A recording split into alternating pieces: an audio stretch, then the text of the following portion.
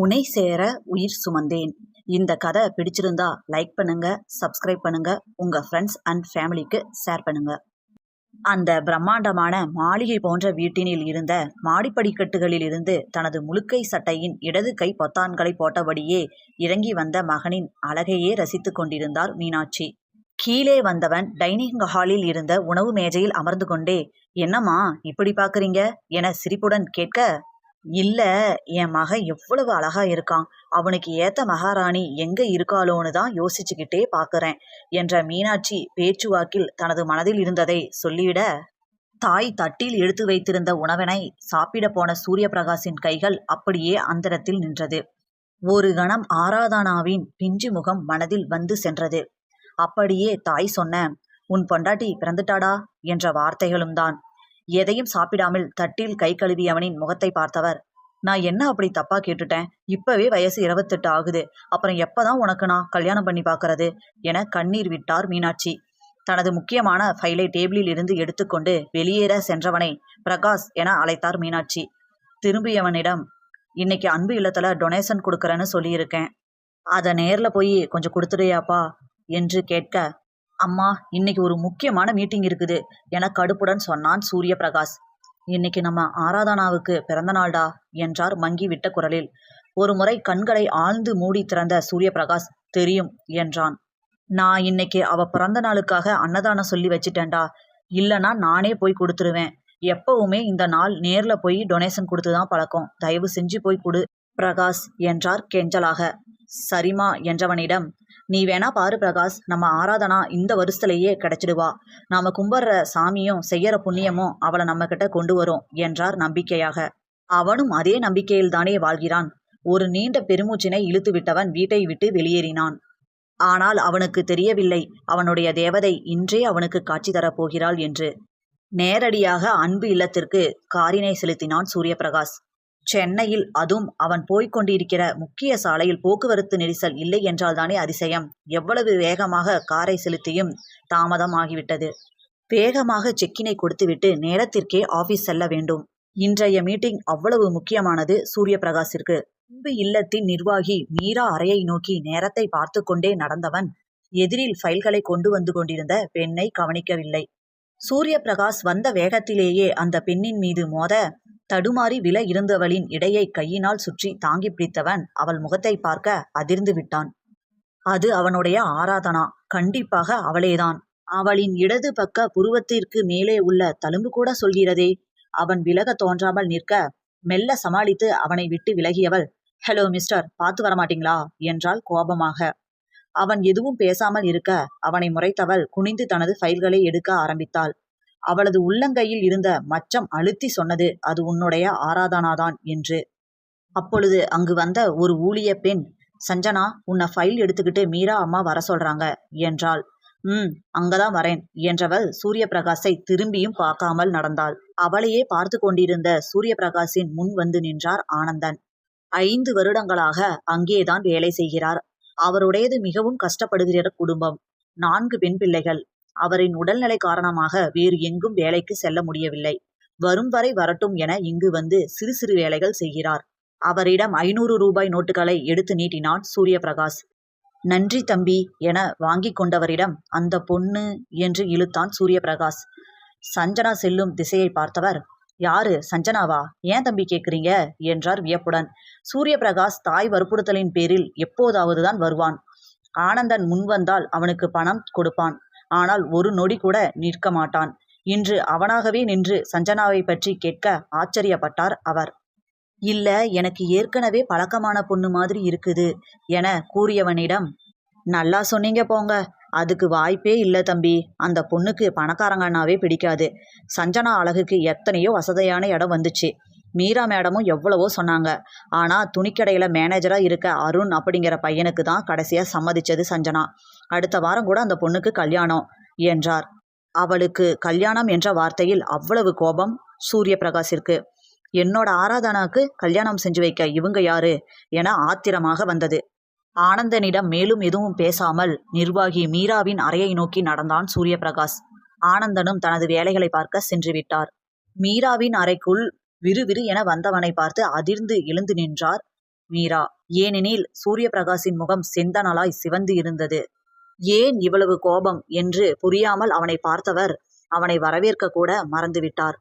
என்னாச்சு சூரிய பிரகாஷ் என்று கேட்டார் மீரா. அவர் முகத்தை பார்த்தவன், நாளைக்கு எனக்கும் உங்க ஸ்டாஃப் சஞ்சனாவுக்கும் கல்யாணம், 8 மணிக்கு வந்து கூட்டிட்டு போயிடுவேன், அவளை ரெடி பண்ணிடுங்க என்றான், முன்னுரை பின்னுரை எதுவும் இல்லாமல். இல்ல சூரிய பிரகாஷ், அடுத்த வாரம் என அவர் சஞ்சனாவின் திருமணத்தை பற்றி பேச வர அதை காதால் கூட கேட்க விரும்பாதவன் கையை நீட்டி போதும் என்பது போல தடுத்தான்.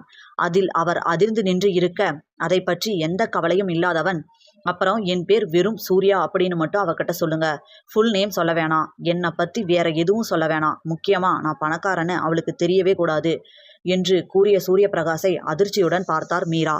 சஞ்சனாவிற்கும் அவளின் அம்மா வசந்திக்கும் பணக்காரர்கள் என்றாவே பிடிக்காது.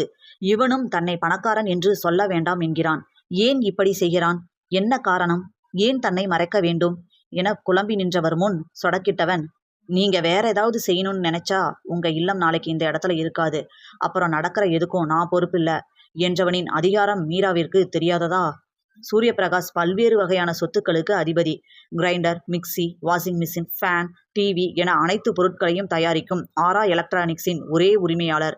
இவன் நினைத்தால் நாளை என்ன இன்னும் 1 மணி நேரத்தில் என்ன வேண்டுமானாலும் செய்வான். அப்படி செய்தால் இங்கே இருக்கும் 130 குழந்தைகளின் நிலை? பயத்தில் அவருக்கு வியர்க்க தொடங்கியது. புரிஞ்சு இருக்கும்னு நினைக்கிறேன் என்று கேட்டவனின் தோரணையில் தன்னையும் அறியாமல் புரிந்தது என்பது போல மேலும் கீழுமாய் தலையை ஆட்டினார் மீரா. மீராவிற்கு என்ன செய்வதென்றே தெரியவில்லை. காதல் திருமணம் இல்லை என்றாலும் இருவருக்கும் பார்த்து பேசி முடித்த பின்தான் திருமணம் நிச்சயிக்கப்பட்டது.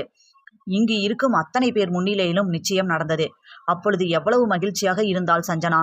அருண் அவளிற்கு ஆசையாக அலைபேசி எல்லாம் நேத்துதான் வாங்கி கொடுத்து இருந்தான். சஞ்சனாவிடமும் அருணிடமும் எப்படி இதை பற்றி சொல்வது என தனது தலையை பிடித்து கொண்டு அமர்ந்து விட்டார் மீரா. இங்கு இவர் நிலையோ இப்படி இருக்க, இத்தனை வருடங்களாக தேடி கலைத்த தனது தேவதை தன் கண்முன் வந்தும் அவளை பார்த்ததை நினைத்து மகிழ முடியவில்லை சூரிய பிரகாசால். அவள் சின்ன வயதில் இருந்து அங்கேயேதான் வளர்ந்திருக்கிறாள் என்பது ஆனந்தனின் பேச்சில் இருந்தே புரிந்தது. அப்படியென்றால் அவளுடைய அம்மா அப்பாவிற்கு என்ன ஆனது? ஒருவேளை அவர்கள் இறந்து விட்டார்களா? அவர்களின் இறப்பிற்கு நான் தான் காரணமா என மனம் வேதனையில் சுருண்டது சூரிய பிரகாஷிற்கு. அவளை அவள் குடும்பத்துடன் தேடி கண்டுபிடிக்கப் போகிறோம் என இவ்வளவு நாட்கள் நினைத்தவனுக்கு மிகுந்த மன உளைச்சல் ஆனது. ஆபீஸிற்கு தனது காரினை செலுத்தியவன் தனது அறைக்கு சென்று சாய்வுடன் தனது இருக்கையில் அமர்ந்து கண்களை மூடிக்கொண்டான். சூரிய பிரகாஷின் அறையின் கதவினை தட்டி மே ஐ கமின் சார் என்று கேட்டுவிட்டு அவனின் அனுமதி கிடைத்ததும் உள்ளே நுழைந்தான் சூரிய பிரகாஷின் உதவியாளர் விஜய். அவன் கண்மூடி அமர்ந்திருந்த நிலையே விஜய்க்கு வித்தியாசமாக பட்டது.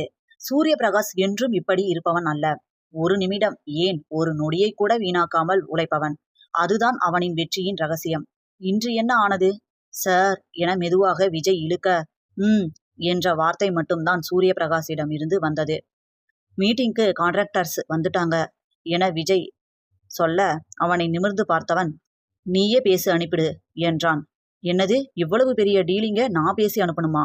இது 1 வருஷத்துக்கான கான்ட்ராக்ட் ஆச்சே என குழம்பியவன் சார் என மறுமுறை அழைக்க, meeting success or fail, that's not matter, go head என்றவன் அமைதியாக குனிந்து பேப்பர் வெயிட்டை உருட்ட ஆரம்பித்தான். அவனை புரியாமல் பார்த்த விஜய் மீட்டிங்க்கு சென்று விட்டான். மீட்டிங்க்கு சூரிய பிரகாஷ் செல்லவில்லை என்றாலும் அடுத்த 1 மணி நேரத்திலேயே மீட்டிங் நல்லபடியாக முடிந்தது. அவன் தேர்வு செய்து கொடுத்திருந்த விலைப்பட்டியல் கான்ட்ராக்டர்ஸ் அனைவருக்கும் பிடித்ததால் சூரிய பிரகாஷ் தயாரிப்புகளை வாங்க முடிவு செய்தனர். அவனை வந்து பார்த்து சில நிமிடங்களில் கோப்புகளை கைமாற்றி கொண்டு புறப்பட்டனர். அதற்கு பிறகும் அமைதியாகவே தான் இருந்தான் சூரிய பிரகாஷ். அவனின் அமைதி விஜயை நெருடியது. ஏன் ஒரு மாதிரியா இருக்கீங்க சார் என்று கேட்டவனை நிமிர்ந்து பார்த்தவன், அன்பு இல்லத்துல சஞ்சனான்னு ஒரு பொண்ணு இருக்கா, அவளுக்கு அடுத்த வாரம் கல்யாணம், அது லவ் மேரேஜான்னு தெரியணும், அண்ட் அந்த பொண்ணை பத்தி சில டீடைல்ஸும் தெரியணும் என்றான் அமைதியான குரலில். அவன் எதற்கு சொல்கிறான் என தெரியாவிட்டாலும் தனக்கு தெரிந்த டிடெக்டிவ் ஏஜென்சிக்கு அழைப்பு விடுத்த பிரகாஷ் தனக்கு வேண்டிய தகவல்களை கேட்க அடுத்த 1 மணி நேரத்தில் அவளை பற்றிய தகவல்கள் கிடைத்துவிட்டது. சூரிய பிரகாஷ் முன் வந்து நின்றவன், சார் அந்த பொண்ணுக்கு அப்பா அம்மா யாரும் இல்லை என்றான். அவனது அந்த வார்த்தையில் சூரிய பிரகாஷின் மனம் வலித்தது. என்றான் மேலே சொல் என்பது போல. அப்பா பேரு தாமோதரன், அம்மா பேரு வசந்தி. அம்மா போன வருஷம்தான் இறந்தாங்க. அப்பா சின்ன வயசுலயே இறந்துட்டாங்க போல. அம்மாவும் அந்த பொண்ணு கூட அன்பு இல்லத்துல தான் இவ்வளவு நாள் இருந்திருக்காங்க. சஞ்சனா இந்த வருஷம்தான் பிபிஏ முடிச்சிருக்காங்க. கேம்பஸ் இன்டர்வியூல நல்ல சேலரியில வேலை கிடைச்சாலும் போகல. அன்பு இல்லத்துல இந்த 4 மாசமா ஒர்க் பண்றாங்க. எல்லா வரவு செலவும் அவங்க கையில தான். அப்புறம் அது லவ் மேரேஜெல்லாம் இல்ல. சஞ்சனாவை விரும்பி வந்து கேட்ட எம்கே சில்க்ஸ் கடையோட மேனேஜர் தான் அருண். சஞ்சனாவோட சீனியர் தான் அந்த பையன். காலேஜ் கடைசி நாள் லவ் ப்ரப்போஸ் பண்ணியிருக்கான். அதுக்கு சஞ்சனா மேடம் கிட்ட பேசுங்கன்னு சொல்லியிருக்காங்க. அவனுக்கு ஒரு சிஸ்டர் இருந்ததால அவங்களுக்கு மேரேஜ் முடிச்சுட்டு போன வாரம் தான் வந்து பேசியிருக்கான். இவங்களும் ஓகே சொல்லிட்டாங்க. முக்கியமா சஞ்சனாவுக்கு பணக்காரங்கனாவே பிடிக்காது சார் என்று கூறிய கடைசி வரி மனதை அழுத்தினாலும் அவள் காதலிக்கவில்லை என்ற வார்த்தையில் சூரிய பிரகாஷின் மீது ஒரு கூடை பூவை கொட்டியது போல ஒரு உணர்வு. என்னதான் மீராவிடம் அப்படி சொல்லிவிட்டு வந்தாலும் அவனுக்கு இருப்பு கொள்ளவில்லை. எங்கே அவள் காதலித்து இருப்பாளோ, மறுபடியும் தன்னால் அவளுக்கு மற்றொரு துயர் ஏற்பட்டு விடுமோ என தவித்தான். இப்பொழுது அப்படி இல்லை என்றதும் மனம் துள்ளியது. என் ஆராதனா எனக்கு மட்டும்தான் என்ற நம்பிக்கை பிரம்மாண்டமாக எழுந்தது. இங்கு இவன் நிலையோ இப்படி இருக்க, அங்கே சஞ்சனாவை அழைத்து தன் முன் அமர வைத்திருந்த மீரா, நாளைக்கு உனக்கு கல்யாணம் செஞ்சுமா, ஆனா மாப்பிள்ள அருண் இல்ல சூர்யா என்றார். அவரின் வார்த்தைகளில் அவரை அதிர்ந்து பார்த்தாள் சஞ்சனா. அத்தியாயம் 2. மீரா கூறியதின் அர்த்தம் புரியாமல் அதிர்ந்து போய் பார்த்து கொண்டிருந்தவளையே தயக்கத்துடன் பார்த்தவர், நான் என்ன சொல்றேன்னு புரியுதா சஞ்சுமா என்று கேட்டார். இல்லை என்பது போல தலையசைத்தாள் சஞ்சனா. நாளைக்கே உனக்கு கல்யாணம் சஞ்சனா, ஆனா மாப்பிள்ள உனக்கு நிச்சயம் பண்ணன அருண் இல்ல சூர்யா என்ற மீராவை ஒரு பொருள் விளங்காத பார்வை பார்த்தவள், ஏன் அருணுக்கு என்னாச்சு, யார் சூர்யா என குழப்பத்துடன் கேட்டாள் சஞ்சனா. சஞ்சனாவின் இரு கேள்விகளுக்குமே மீராவிடம் பதில் இல்லை. தனது இருக்கையில் இருந்து எழுந்து சென்றவர் சஞ்சனாவின் இருக்கைக்கு பக்கத்து இருக்கையில் வந்து அமர்ந்தார். சஞ்சனா அவரையே பார்த்து இருக்க அவளது கைகளை எடுத்து தனது கைகளுக்குள் வைத்து கொண்டார். அவரின் கண்கள் கலங்கி இருந்தது. மேம் என்னாச்சு, ஏன் கண் கலங்குறீங்க என பதட்டத்துடன் கேட்டாள் சஞ்சனா. நான் உனக்கு கெட்டது செய்வனா என்று கேட்டார் மீரா. அதில் சஞ்சனா அதிர்ந்து விட்டாள். மேம் ஏன் இப்படி பேசுறீங்க, உங்களால எனக்கு மட்டும் இல்ல யாருக்கும் கெட்டது செய்ய முடியாது. நாங்க யாரும் இல்லாம நின்னப்போ எங்களை வாழ வச்சதே நீங்க தானே என்றவள் ஒரு கணம் கண்களை மூடி திறந்து உங்க விருப்பம் என கூறிவிட்டு எழுந்து சென்று விட்டாள். மீராவிற்கு இப்பொழுதுதான் நிம்மதியாக இருந்தது. சூரிய பிரகாஷை அவருக்கு 7 வருடங்களாக தெரியும். 7 வருடங்களுக்கு முன்பு தனது தாய் மீனாட்சியுடன் இங்கு வந்திருந்த சூரிய பிரகாஷை மீராவிற்கு பார்த்ததும் பிடித்துவிட்டது. அவனின் முகத்தில் இருந்த அறிவுக்கலை யாரையும் வசீகரித்துவிடும். எவ்வளவு சாதித்தாலும் தான் என்ற அகம்பாவம் கொள்ளாதவன். அவனது இந்த ஒரு செயலுக்கான காரணம்தான் அவருக்கு புரியவில்லை. ஏற்கனவே நிச்சயமான ஒரு பெண்ணை தன்னை பற்றி அனைத்தையும் மறைத்து அவள் விருப்பம் என்பதை பற்றி கவலை கொள்ளாமல் திருமணம் செய்ய வேண்டிய அவசியம் என்ன? புரியவில்லை மீராவிற்கு. தனது அறைக்கு வந்த சஞ்சனாவிற்கு கண்களிலிருந்து கண்ணீர் நிற்கவே இல்லை. அவள் அருணை காதலிக்கவில்லைதான். ஆனாலும் அவன் 2 வருடங்களாக தன்னை காதலித்து வந்ததால் அவன் மேல் ஒரு பிடித்தம் இருந்தது என்னவோ உண்மை. தன்னை உயிராக காதலித்து தன்னையே சுற்றி வருபவனை எந்த பெண்ணிற்கு தான் பிடிக்காது? இன்று சம்யுக்தாவிற்கு பிறந்த நாள் என்பதால் தான் முதலில் சம்யுக்தாவிற்கு வாழ்த்து சொல்ல வேண்டும் என நினைத்து நேற்று அலைபேசி வாங்கி வந்து அவள் எவ்வளவு மறுத்தும் கேட்காமல் அவளிடம் கொடுத்து சென்றிருந்தான் அருண். அது மட்டும் இல்லாமல் 12 மணிக்கே அழைத்து வாழ்த்தும் சொல்லியிருந்தான். அப்பொழுது இனிமே உன்னோட ஒவ்வொரு பிறந்த நாளுக்கும் முதல் விஷ் என்னோடதுதான் என்றான் அருண். அதன் பிறகு அன்பு இல்லத்தில் இருக்கும் சஞ்சனாவுடைய தோழிகள் எல்லாம் அவளுக்கு வாழ்த்து சொல்ல வந்து விட்டதால் தொடர்ந்து அருணிடம் பேச முடியாமல் போனது சஞ்சனாவிற்கு. காலையில் எழுந்து சஞ்சனா அருணிற்கு அழைத்தபோது அவளின் அழைப்பு ஏற்கப்படவே இல்லை. ஆனால் அதன் பிறகு பழைய கணக்கு வழக்குகளை பற்றி மீரா கேட்டிருந்தார். சஞ்சனா இந்த வேலையில் சேர்ந்து 4 மாதங்கள் மட்டுமே ஆவதால் அதையெல்லாம் தேடி கண்டுபிடித்து ஒன்று திரட்டி எடுத்து செல்வதற்கே நேரம் போதவில்லை. வேலை அனைத்தையும் முடித்துவிட்டு மனித உணவு இடைவேளையின் போது அருணிடம் பேச வேண்டும் என நினைத்து இருந்தாள். அதற்குள்ளாகத்தான் இப்படி அழைத்து சொல்லியிருந்தார் மீரா. நல்ல வேளையாக திருமணம் ஆகப் போகிறது என்ற உரிமை எடுத்து இருவரும் இன்னும் பேச ஆரம்பிக்கவில்லை. அதுவரை நல்லது என நினைத்த சஞ்சனா புறங்கையால் தனது கண்ணீரை துடைத்து கொண்டு டேபிளின் மேல் இருந்து அலைபேசியை எடுத்தாள். அதில் அருணின் எண்ணில் இருந்து 4 அழைப்புகள் வந்திருந்தது. ஒரு முடிவுடன் அந்த அலைபேசியை எடுத்துக்கொண்டு நடந்தவள் மீராவின் முன் சென்று நின்றாள். அழுதிருந்த அவள் கண்களை பார்க்கும்போது குற்ற உணர்வாக இருந்தது மீராவிற்கு. சஞ்சும்மா என ஏதோ பேச வந்தவரிடம், மேம் இது அருணோடது, என்ன சொல்லி திருப்பி கொடுக்கறதுன்னு எனக்கு தெரியல, நீங்களே கொடுத்துருங்க ப்ளீஸ் என்றவாறு டேபிளின் மேலே அலைபேசியை வைத்தவள் வேகமாக அங்கிருந்து சென்று விட்டாள். நான் நம்ம பிள்ளைங்கள நினைச்சு பயத்துல தான் இந்த முடிவை எடுத்தேன் சஞ்சனா. ஆனா இந்த முடிவால நீ கெட்டு போக மாட்ட. ஏன்னா சூரிய பிரகாஷ் ரொம்ப நல்லவன்.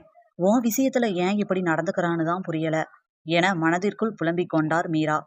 சூரிய பிரகாஷின் முன்பு வாய் திறந்து பேச இயலாமல் அதிர்ந்து போய் நின்றிருந்தான் விஜய். என்ன சார் சொல்றீங்க என நம்ப முடியாமல் விஜய் கேட்க, இதழை குவித்து என ஊதியவன், எனக்கு நாளைக்கு சஞ்சனா கூட மேரேஜ். நீ என்ன பண்ற? இப்போ ஒரு சாரி கொடுக்கறேன் என்றவன் அவன் முன் ஒரு புடவையினை வைத்தான். இதை எடுத்துக்கிட்டு பெரிய டிசைனர் எல்லாம் வேணாம், ஒரு நார்மல் டெய்லரா பிடிச்சி அவங்களையும் சேர்த்து அன்பு இல்லத்துக்கு கூட்டிட்டு போற.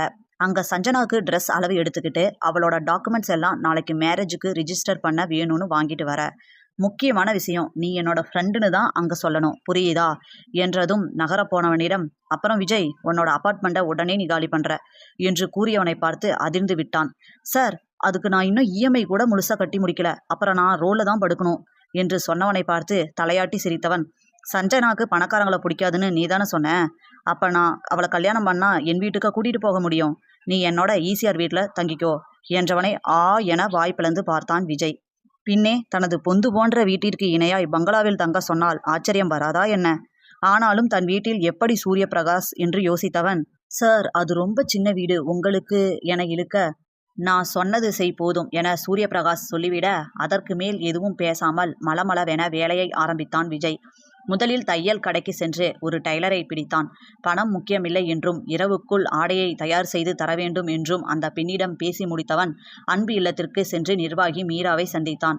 அவனை கேள்வியாக பார்த்தவரிடம், மேடம், நான் சூரிய பிரகாஷ் சாரோட ஃப்ரெண்டு, சஞ்சனா மேம்க்கு ட்ரெஸ் அளவு பார்க்கணும் என்றவனை மேலும் கீழுமாக ஒரு மாதிரியாக பார்த்தவர், எந்த ஊர்ல ஃப்ரெண்டை சார்னு சொல்லுவாங்க என கேட்க நாக்கை கடித்து கொண்டே இருந்த விஜயை முறைத்தவருக்கு, எதற்கு இத்தனை நாடகம் என்று சூரிய பிரகாஷை நினைத்து கடுப்பாக இருந்தது. அங்கிருந்த ஊழிய பெண்ணை அழைத்தவர் சஞ்சனாவை அழைத்து வரச் சொன்னார். அவரும் சிறிது நேரத்தில் சஞ்சனாவுடன் மீராவின் அறைக்குள் வந்தார். அவ்வளவு சோகத்திலும் கலைந்திருந்த ஓவியம் போல இருந்தவளின் அழகை பார்த்து வியந்த விஜய், இந்த அழகை பார்த்துதான் நம்ம முனிவர் விழுந்துட்டாரு போல என நினைத்து கொண்டான். உடனே அந்த டைலர் பெண்ணிடம் பக்கத்தில் இருந்த தனது ஓய்வறையை மீரா கண்களால் சுட்டிக்காட்ட அந்த பெண் சஞ்சனாவுடன் உடைக்கான அளவு எடுக்க சென்று விட்டார். சஞ்சனா போன திசையையே வெறித்து பார்த்து கொண்டு இருந்தவரை மேம் என அழைத்தான் விஜய். என்ன என்பது போல் பார்த்தவரிடம், நாளைக்கு மேரேஜ் ரிஜிஸ்டர் பண்றதுக்கு சஞ்சனா மேடமோட சர்டிபிகேட் எல்லாம் கேட்டாரு என்று விட்டு சூரிய பிரகாஷை சார் என்று குறிப்பிடுவதா இல்லை என்னவென்று குறிப்பிடுவது என தெரியாமல் முடித்து கொண்டிருந்தான். அவனை முறைத்து பார்த்தவர், ஏன் மிஸ்டர் சூரிய பிரகாஷ் இதை மட்டும்தான் கேட்டிருக்காரா இல்ல என இழுத்தவரை ஆச்சரியமாக பார்த்தான் விஜய். விஜய் இதுவரை மீராவை நேரில் பார்த்தது இல்லை. ஆனால் கடந்த 6 வருடங்களாக சூரிய பிரகாஷிற்கு உதவியாளராக பணிபுரிகிறான். மீராவிடம் இருந்து அழைப்பு வந்து சில நேரங்களில் விஜய் எடுக்க நேர்ந்தால், நான் அன்பு இல்லத்திலிருந்து மீரா பேசுறேன், சூரிய பிரகாஷ் இருந்தா கொடுங்க என்பவரின் பேச்சில் அவ்வளவு வியப்பு உண்டாகும். ஏனெனில் மீனாட்சி தவிர அனைவரும் சூரிய பிரகாஷை சார் என்று மட்டும்தான் கேட்பார்கள். இவர் மட்டுமே பெயர் சொல்லி கேட்பார். அப்படி இதுவரை பேசிக்கொண்டு இருந்தவர் மிஸ்டர் சூரிய பிரகாஷ் சார் என அழுத்தி சொல்லி கேட்க ஆச்சரியம் உண்டானது விஜய்க்கு. தனது ஆச்சரியத்தை மறைத்து கொண்டு, வேற எதுவும் இல்லை மேம் என கூறியவன் மீரா கொடுத்த சஞ்சனாவின் சர்டிபிகேட்களை வாங்கி கொண்டான். அந்த நேரம் அந்த டெய்லர் பெண்ணும் சஞ்சனாவுடன் வெளியே வர அந்த பெண்ணை கூட்டிக் கொண்டு வெளியே வந்தவனுக்கு அவ்வளவு குழப்பம். ஏன் இந்த நிர்வாகி இவ்வளவு கோபமாக இருக்கிறார்? அந்த சஞ்சனா என்ற பெண்ணின் முகத்திலும் அவ்வளவு சோகம். அந்த பெண்ணுக்கு இன்னும் 1 வாரத்தில் திருமணம் என நாம் தானே விசாரித்து அறிந்தோம். நடுவில் என்ன நடந்தது என குழம்பியவன், சரி நமக்கு எதுக்கு என முடிவு செய்தவனாய் திருமண வேலைகளை படபடவென பார்க்க ஆரம்பித்தான். அவன் யோசித்ததை அனைத்தையும் மறக்க வைத்து விட்டது அந்த திருமண வேலைகள் அனைத்தும்.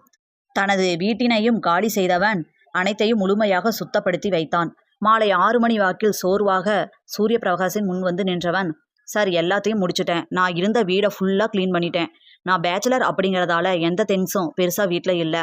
ஸோ வீட்டில் யூஸ் பண்ணுறதுக்கு நம்ம பிராண்ட் நீங்கள் வேணான்னு சொல்லுவீங்கன்னு தோணுச்சு. ஏன்னா நம்மளோட எலக்ட்ரானிக்ஸ் ஐட்டம்ஸ் வாங்குற கஸ்டமருக்கு 1 இயருக்கு ஏதாவது கொஞ்சம் மிஸ்டேக் ஆனாலும் நாமளே நேரில் போய் சரி செஞ்சு தான் கொடுப்போம். மேக்ஸிமம் நம்ம ஏரியாவில் இருக்க எல்லா ஸ்டாஃபுக்கும் உங்களை தெரியும். ஏதாவது ஒரு வகையில் உங்களை பற்றி தெரிஞ்சிருச்சுன்னா, அதனால் வேறு பிராண்டட் எலக்ட்ரானிக்ஸ் பொருளும் ஃபர்னிச்சரும் சில திங்ஸும் ஆர்டர் போட்டிருக்கேன் சார். வீட்டு சாவி கொடுத்துட்டு வந்திருக்கேன், இன்னும் கொஞ்சம் நேரத்தில் வந்துடும் என்றவனை மெச்சுதலாக பார்த்தான் சூரிய பிரகாஷ். சரி, நீ டயர்டாக தெரிகிற, போய் ரெஸ்ட் எடு. நாளைக்கு மார்னிங் ரிஜிஸ்டர் ஆஃபீஸ்க்கு மேரேஜுக்கு தேவையான திங்ஸ் எல்லாம் எடுத்துகிட்டு வந்துடு. நான் சஞ்சனாவை கூட்டிகிட்டு வந்துடுறேன் என்றான் சூரிய பிரகாஷ். விஜய் சென்றதும் சூரியபிரகாஷின் நினைவு அனைத்தும் சஞ்சனாவை சுற்றியே இருந்தது. காலையில் அப்படி மீராவிடம் சொல்லிவிட்டு வந்திருந்தாலும் எங்கே திருமணத்திற்கு சம்மதிக்காமல் ஏதாவது குழப்பம் செய்து விடுவார்களோ என்ற பயம் சூரியபிரகாஷின் மனதில் இருந்தது. ஆனால் இப்பொழுது சஞ்சனாவின் அனைத்து ஆவணங்களும் திருமணத்திற்கென மீராவிடமிருந்து பெறப்பட்ட பிறகுதான் மனம் நிம்மதி அடைந்தது. உற்சாகத்துடன் தலையை கோதிக்கொண்டவனுக்கு மனமெல்லாம் அவ்வளவு மகிழ்ச்சி. தனது மேஜை இழுப்பறையை இழுத்தவன் அதிலிருந்து சஞ்சனாவிற்கென வாங்கிய தாலியை எடுத்தவன் ஆசையாக தடவிக்கொண்டான். இன்னைக்கு ஒரு நாள் என்கிட்ட இரு, அப்புறம் என் செல்ல தேவதைக்கிட்ட போயிடுவ என ஆசையாக சொன்னவன் அந்த தாலியை தடவிக்கொண்டான். காலையில் அவன் இருந்த மனநிலை என்ன, இப்போது அவன் இருக்கும் மனநிலை என்ன? காலையில் எழும்போதே இன்று ஆராதனாவின் பிறந்தநாள் என்று நினைத்தவனுக்கு மனதில் அப்படி ஒரு வலி. தாயும் ஆராதனாவை நினைத்து கவலையுடன் தான் இருப்பார் என நன்றாக தெரியும் சூரியபிரகாஷிற்கு. அதனாலேயே மனதை மறைத்து கொண்டு இருந்தான். ஆனால் தனது தேவதையை இன்றே சந்தித்து 15 வருடங்களாக தன்னை அழுத்திய துக்கத்திலிருந்து விடைபெறுவோம் என சூரியபிரகாஷ் சிறிதளவும் நினைக்கவில்லை. மனம் பட்டாம்பூச்சியாய் சிறகடிக்க மகிழ்ச்சியுடன் வீட்டிற்குள் நுழைந்தவனை ஆச்சரியத்துடன் பார்த்தார் மீனாட்சி. என்ன பிரகாஷ், இன்னைக்கு ரொம்ப சந்தோஷமா இருக்க என்று ஆச்சரியத்துடன் கேட்டார் மீனாட்சி. அவர் கேள்வியில் சுதாரித்தவன், காலையில ஒரு முக்கியமான மீட்டிங்னு சொன்னல, அது சக்சஸ் ஆயிடுச்சுமா என்று அமைதியாக சொன்னவனை நம்ப முடியாமல் பார்த்தவர், உன்னோட மீட்டிங் சக்சஸ் ஆகலைன்னா தானே அதிசயம்?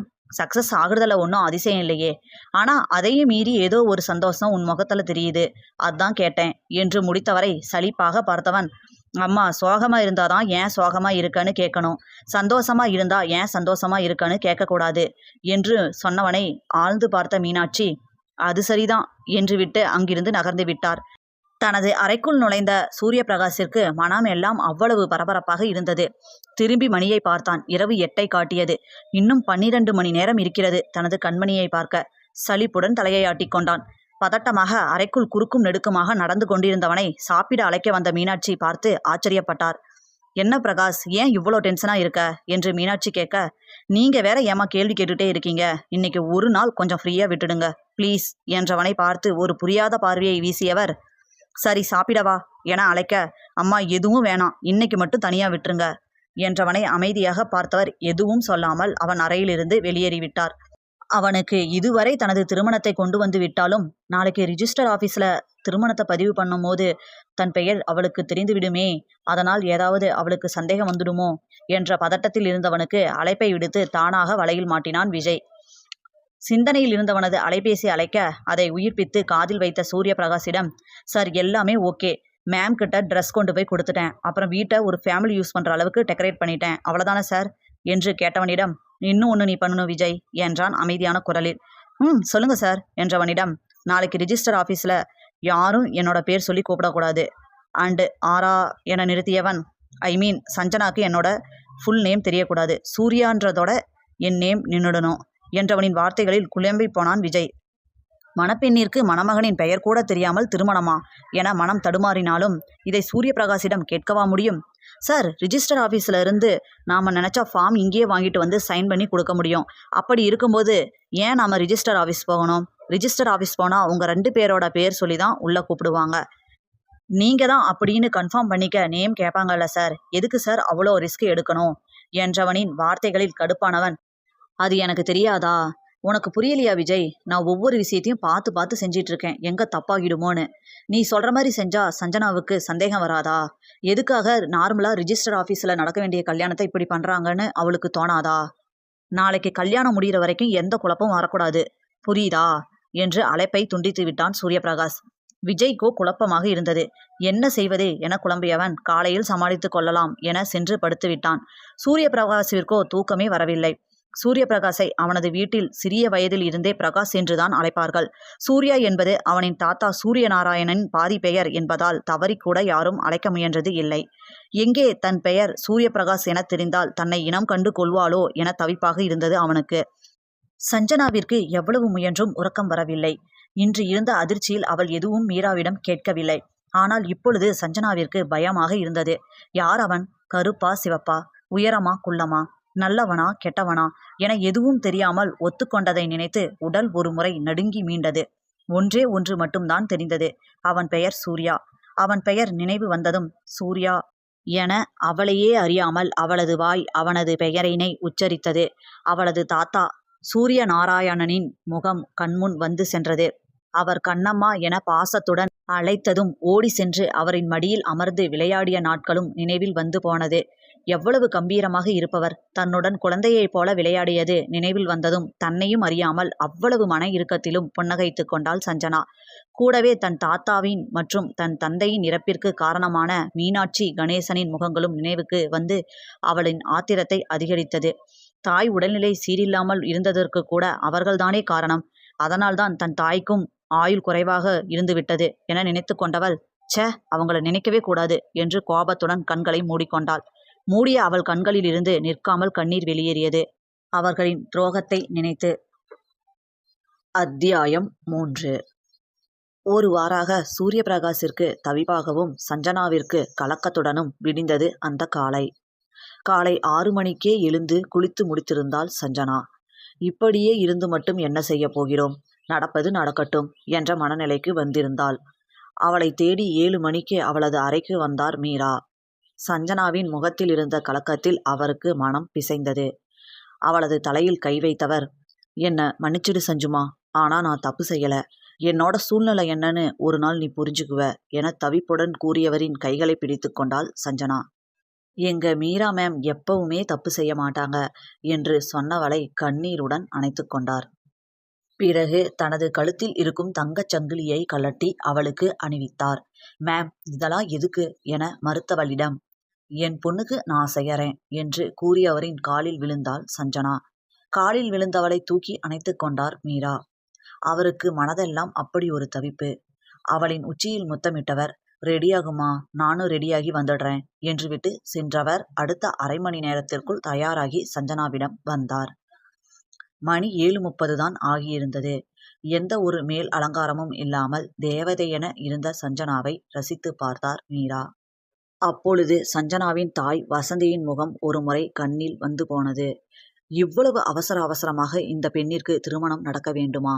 இவளின் தாய் இவளுடைய திருமணத்தை பற்றி எவ்வளவு கனவுகள் கண்டார் என நினைத்தவர் ஒரு பெருமூச்சினை வெளியிட்டார். அதே நேரம் வேஷ்டி சட்டையில் தயாரானவன் சஞ்சனாவிற்கு என வாங்கிய தாலியை கைகளில் எடுத்து பார்த்தான். ஆராதனா, என்ன கல்யாணம் பண்ணிக்க உனக்கு சம்மதமா இல்லையான்னு எனக்கு தெரியாது. ஆனா நீ இல்லாம என்னால வாழ முடியாது. இது என்னோட சுயநலம்தான், எனக்கு தெரியும். ஆனா நீ இல்லனா நான் ஒண்ணுமே இல்ல. என்னை விட உன்னை யாராலையும் நல்லா பார்த்துக்க முடியாது. கண்டிப்பா நீ அதை புரிஞ்சுப்ப என மனதிற்குள் அவளுடன் பேசியவன் நெற்றியை தேய்த்து கொண்டான். தாய் இல்லாமல் திருமணம் நடப்பது அவன் மனதிற்கு ஒரு மாதிரியாகத்தான் இருந்தது. ஆனால் ஆராதனாவின் சம்மதம் இல்லாமல் நடக்கும் இந்த திருமணத்திற்கு தாய் ஒப்புக்கொள்ள மாட்டார் என நன்றாகவே தெரியும் சூரிய பிரகாசிற்கு. ஒரு நிமிடம் கண்களை மூடி மனதை சமன் செய்து கொண்டவன் அறையை விட்டு வெளியேறினான். அப்பொழுதுதான் சமையலுக்காக காய்கறிகளை வெட்டி கொண்டிருந்த மீனாட்சி மாடிப்படிக்கட்டுகளிலிருந்து வந்த காலடி ஓசைகளை கேட்டு, அதுக்குள்ளேயே எழுந்துட்டானா என ஆச்சரியத்துடன் நிமிர்ந்து பார்த்தவர் கண்கள் வியப்பில் இன்னும் விரிந்தது.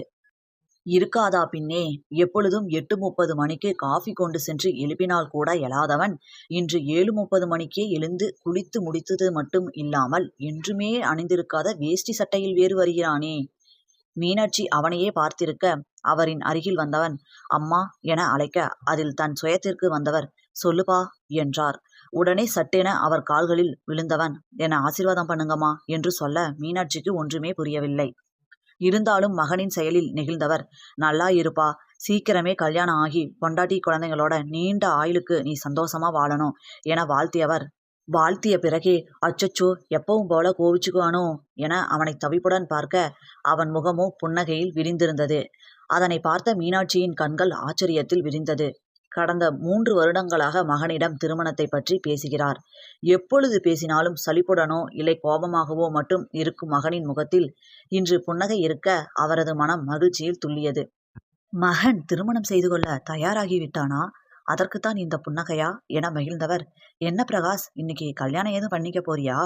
ஏன்னா நேத்துல இருந்தே ரொம்ப வித்தியாசமா இருக்கியே என கிண்டலாக கேட்க அதில் அவன் முகம் வேதனையை பிரதிபலித்தது.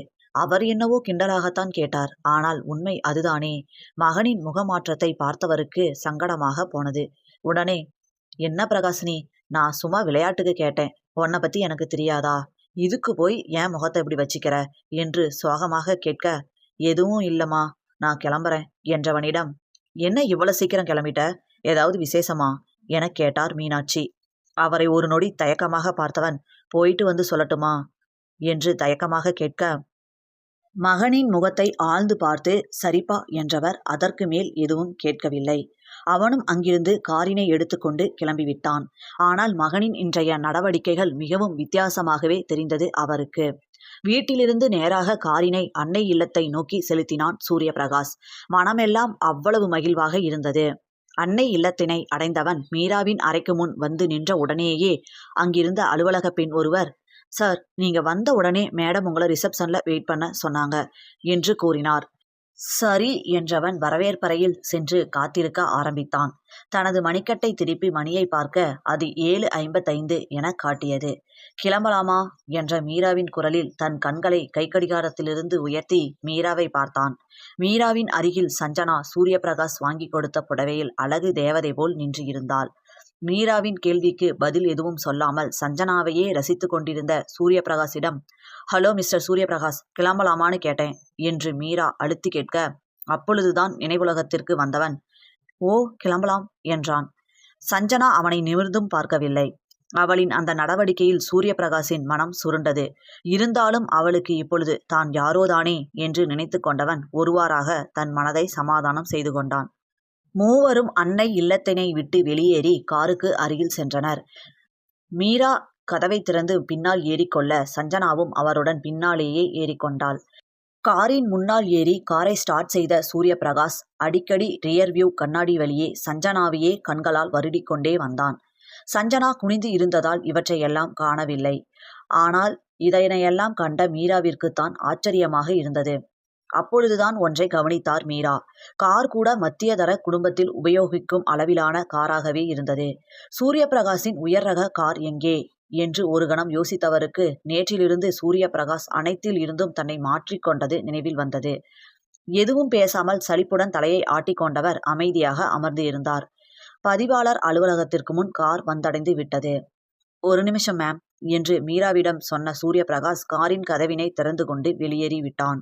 அங்கே சற்று தொலைவில் விஜய் பதட்டத்துடன் நின்று இருந்தது சூரியபிரகாஷின் கண்களில் பட்டது. என்னாச்சு இவனுக்கு என்று குழப்பத்துடன் ஒரு நொடி அவனை பார்த்தவன் பின்பு அவன் அருகில் சென்றான். என்னாச்சு விஜய், ஏன் டென்ஷனா இருக்க என்று சூரியபிரகாஷ் கேட்க, சார், ஆபீஸ்ல எல்லாம் வந்துட்டாங்க.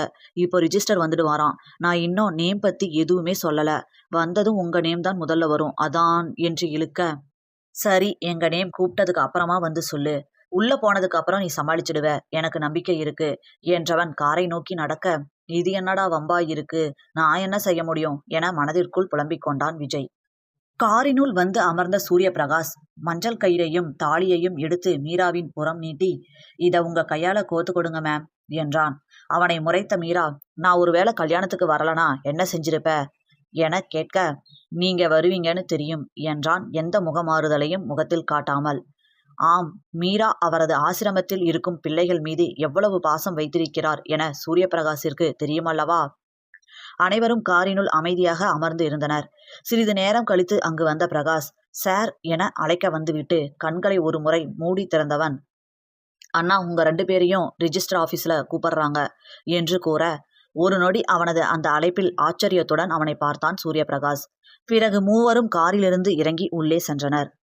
அங்கே உள்ளே அமர்ந்திருந்த பதிவாளர் முன் சென்று சஞ்சனாவும் சூரியபிரகாஷும் நின்றதும், நீங்க தான் சூரிய என்று பதிவாளர் ஆரம்பிக்கும் போதே இடை புகுந்த விஜய், ஆமா சார், இவங்க தான் சஞ்சனா, சூரிய என இருமியவன், 2 பேரும் முன்னாடி வாங்க, சார் கூப்பிடுறாருல்ல என்றான்.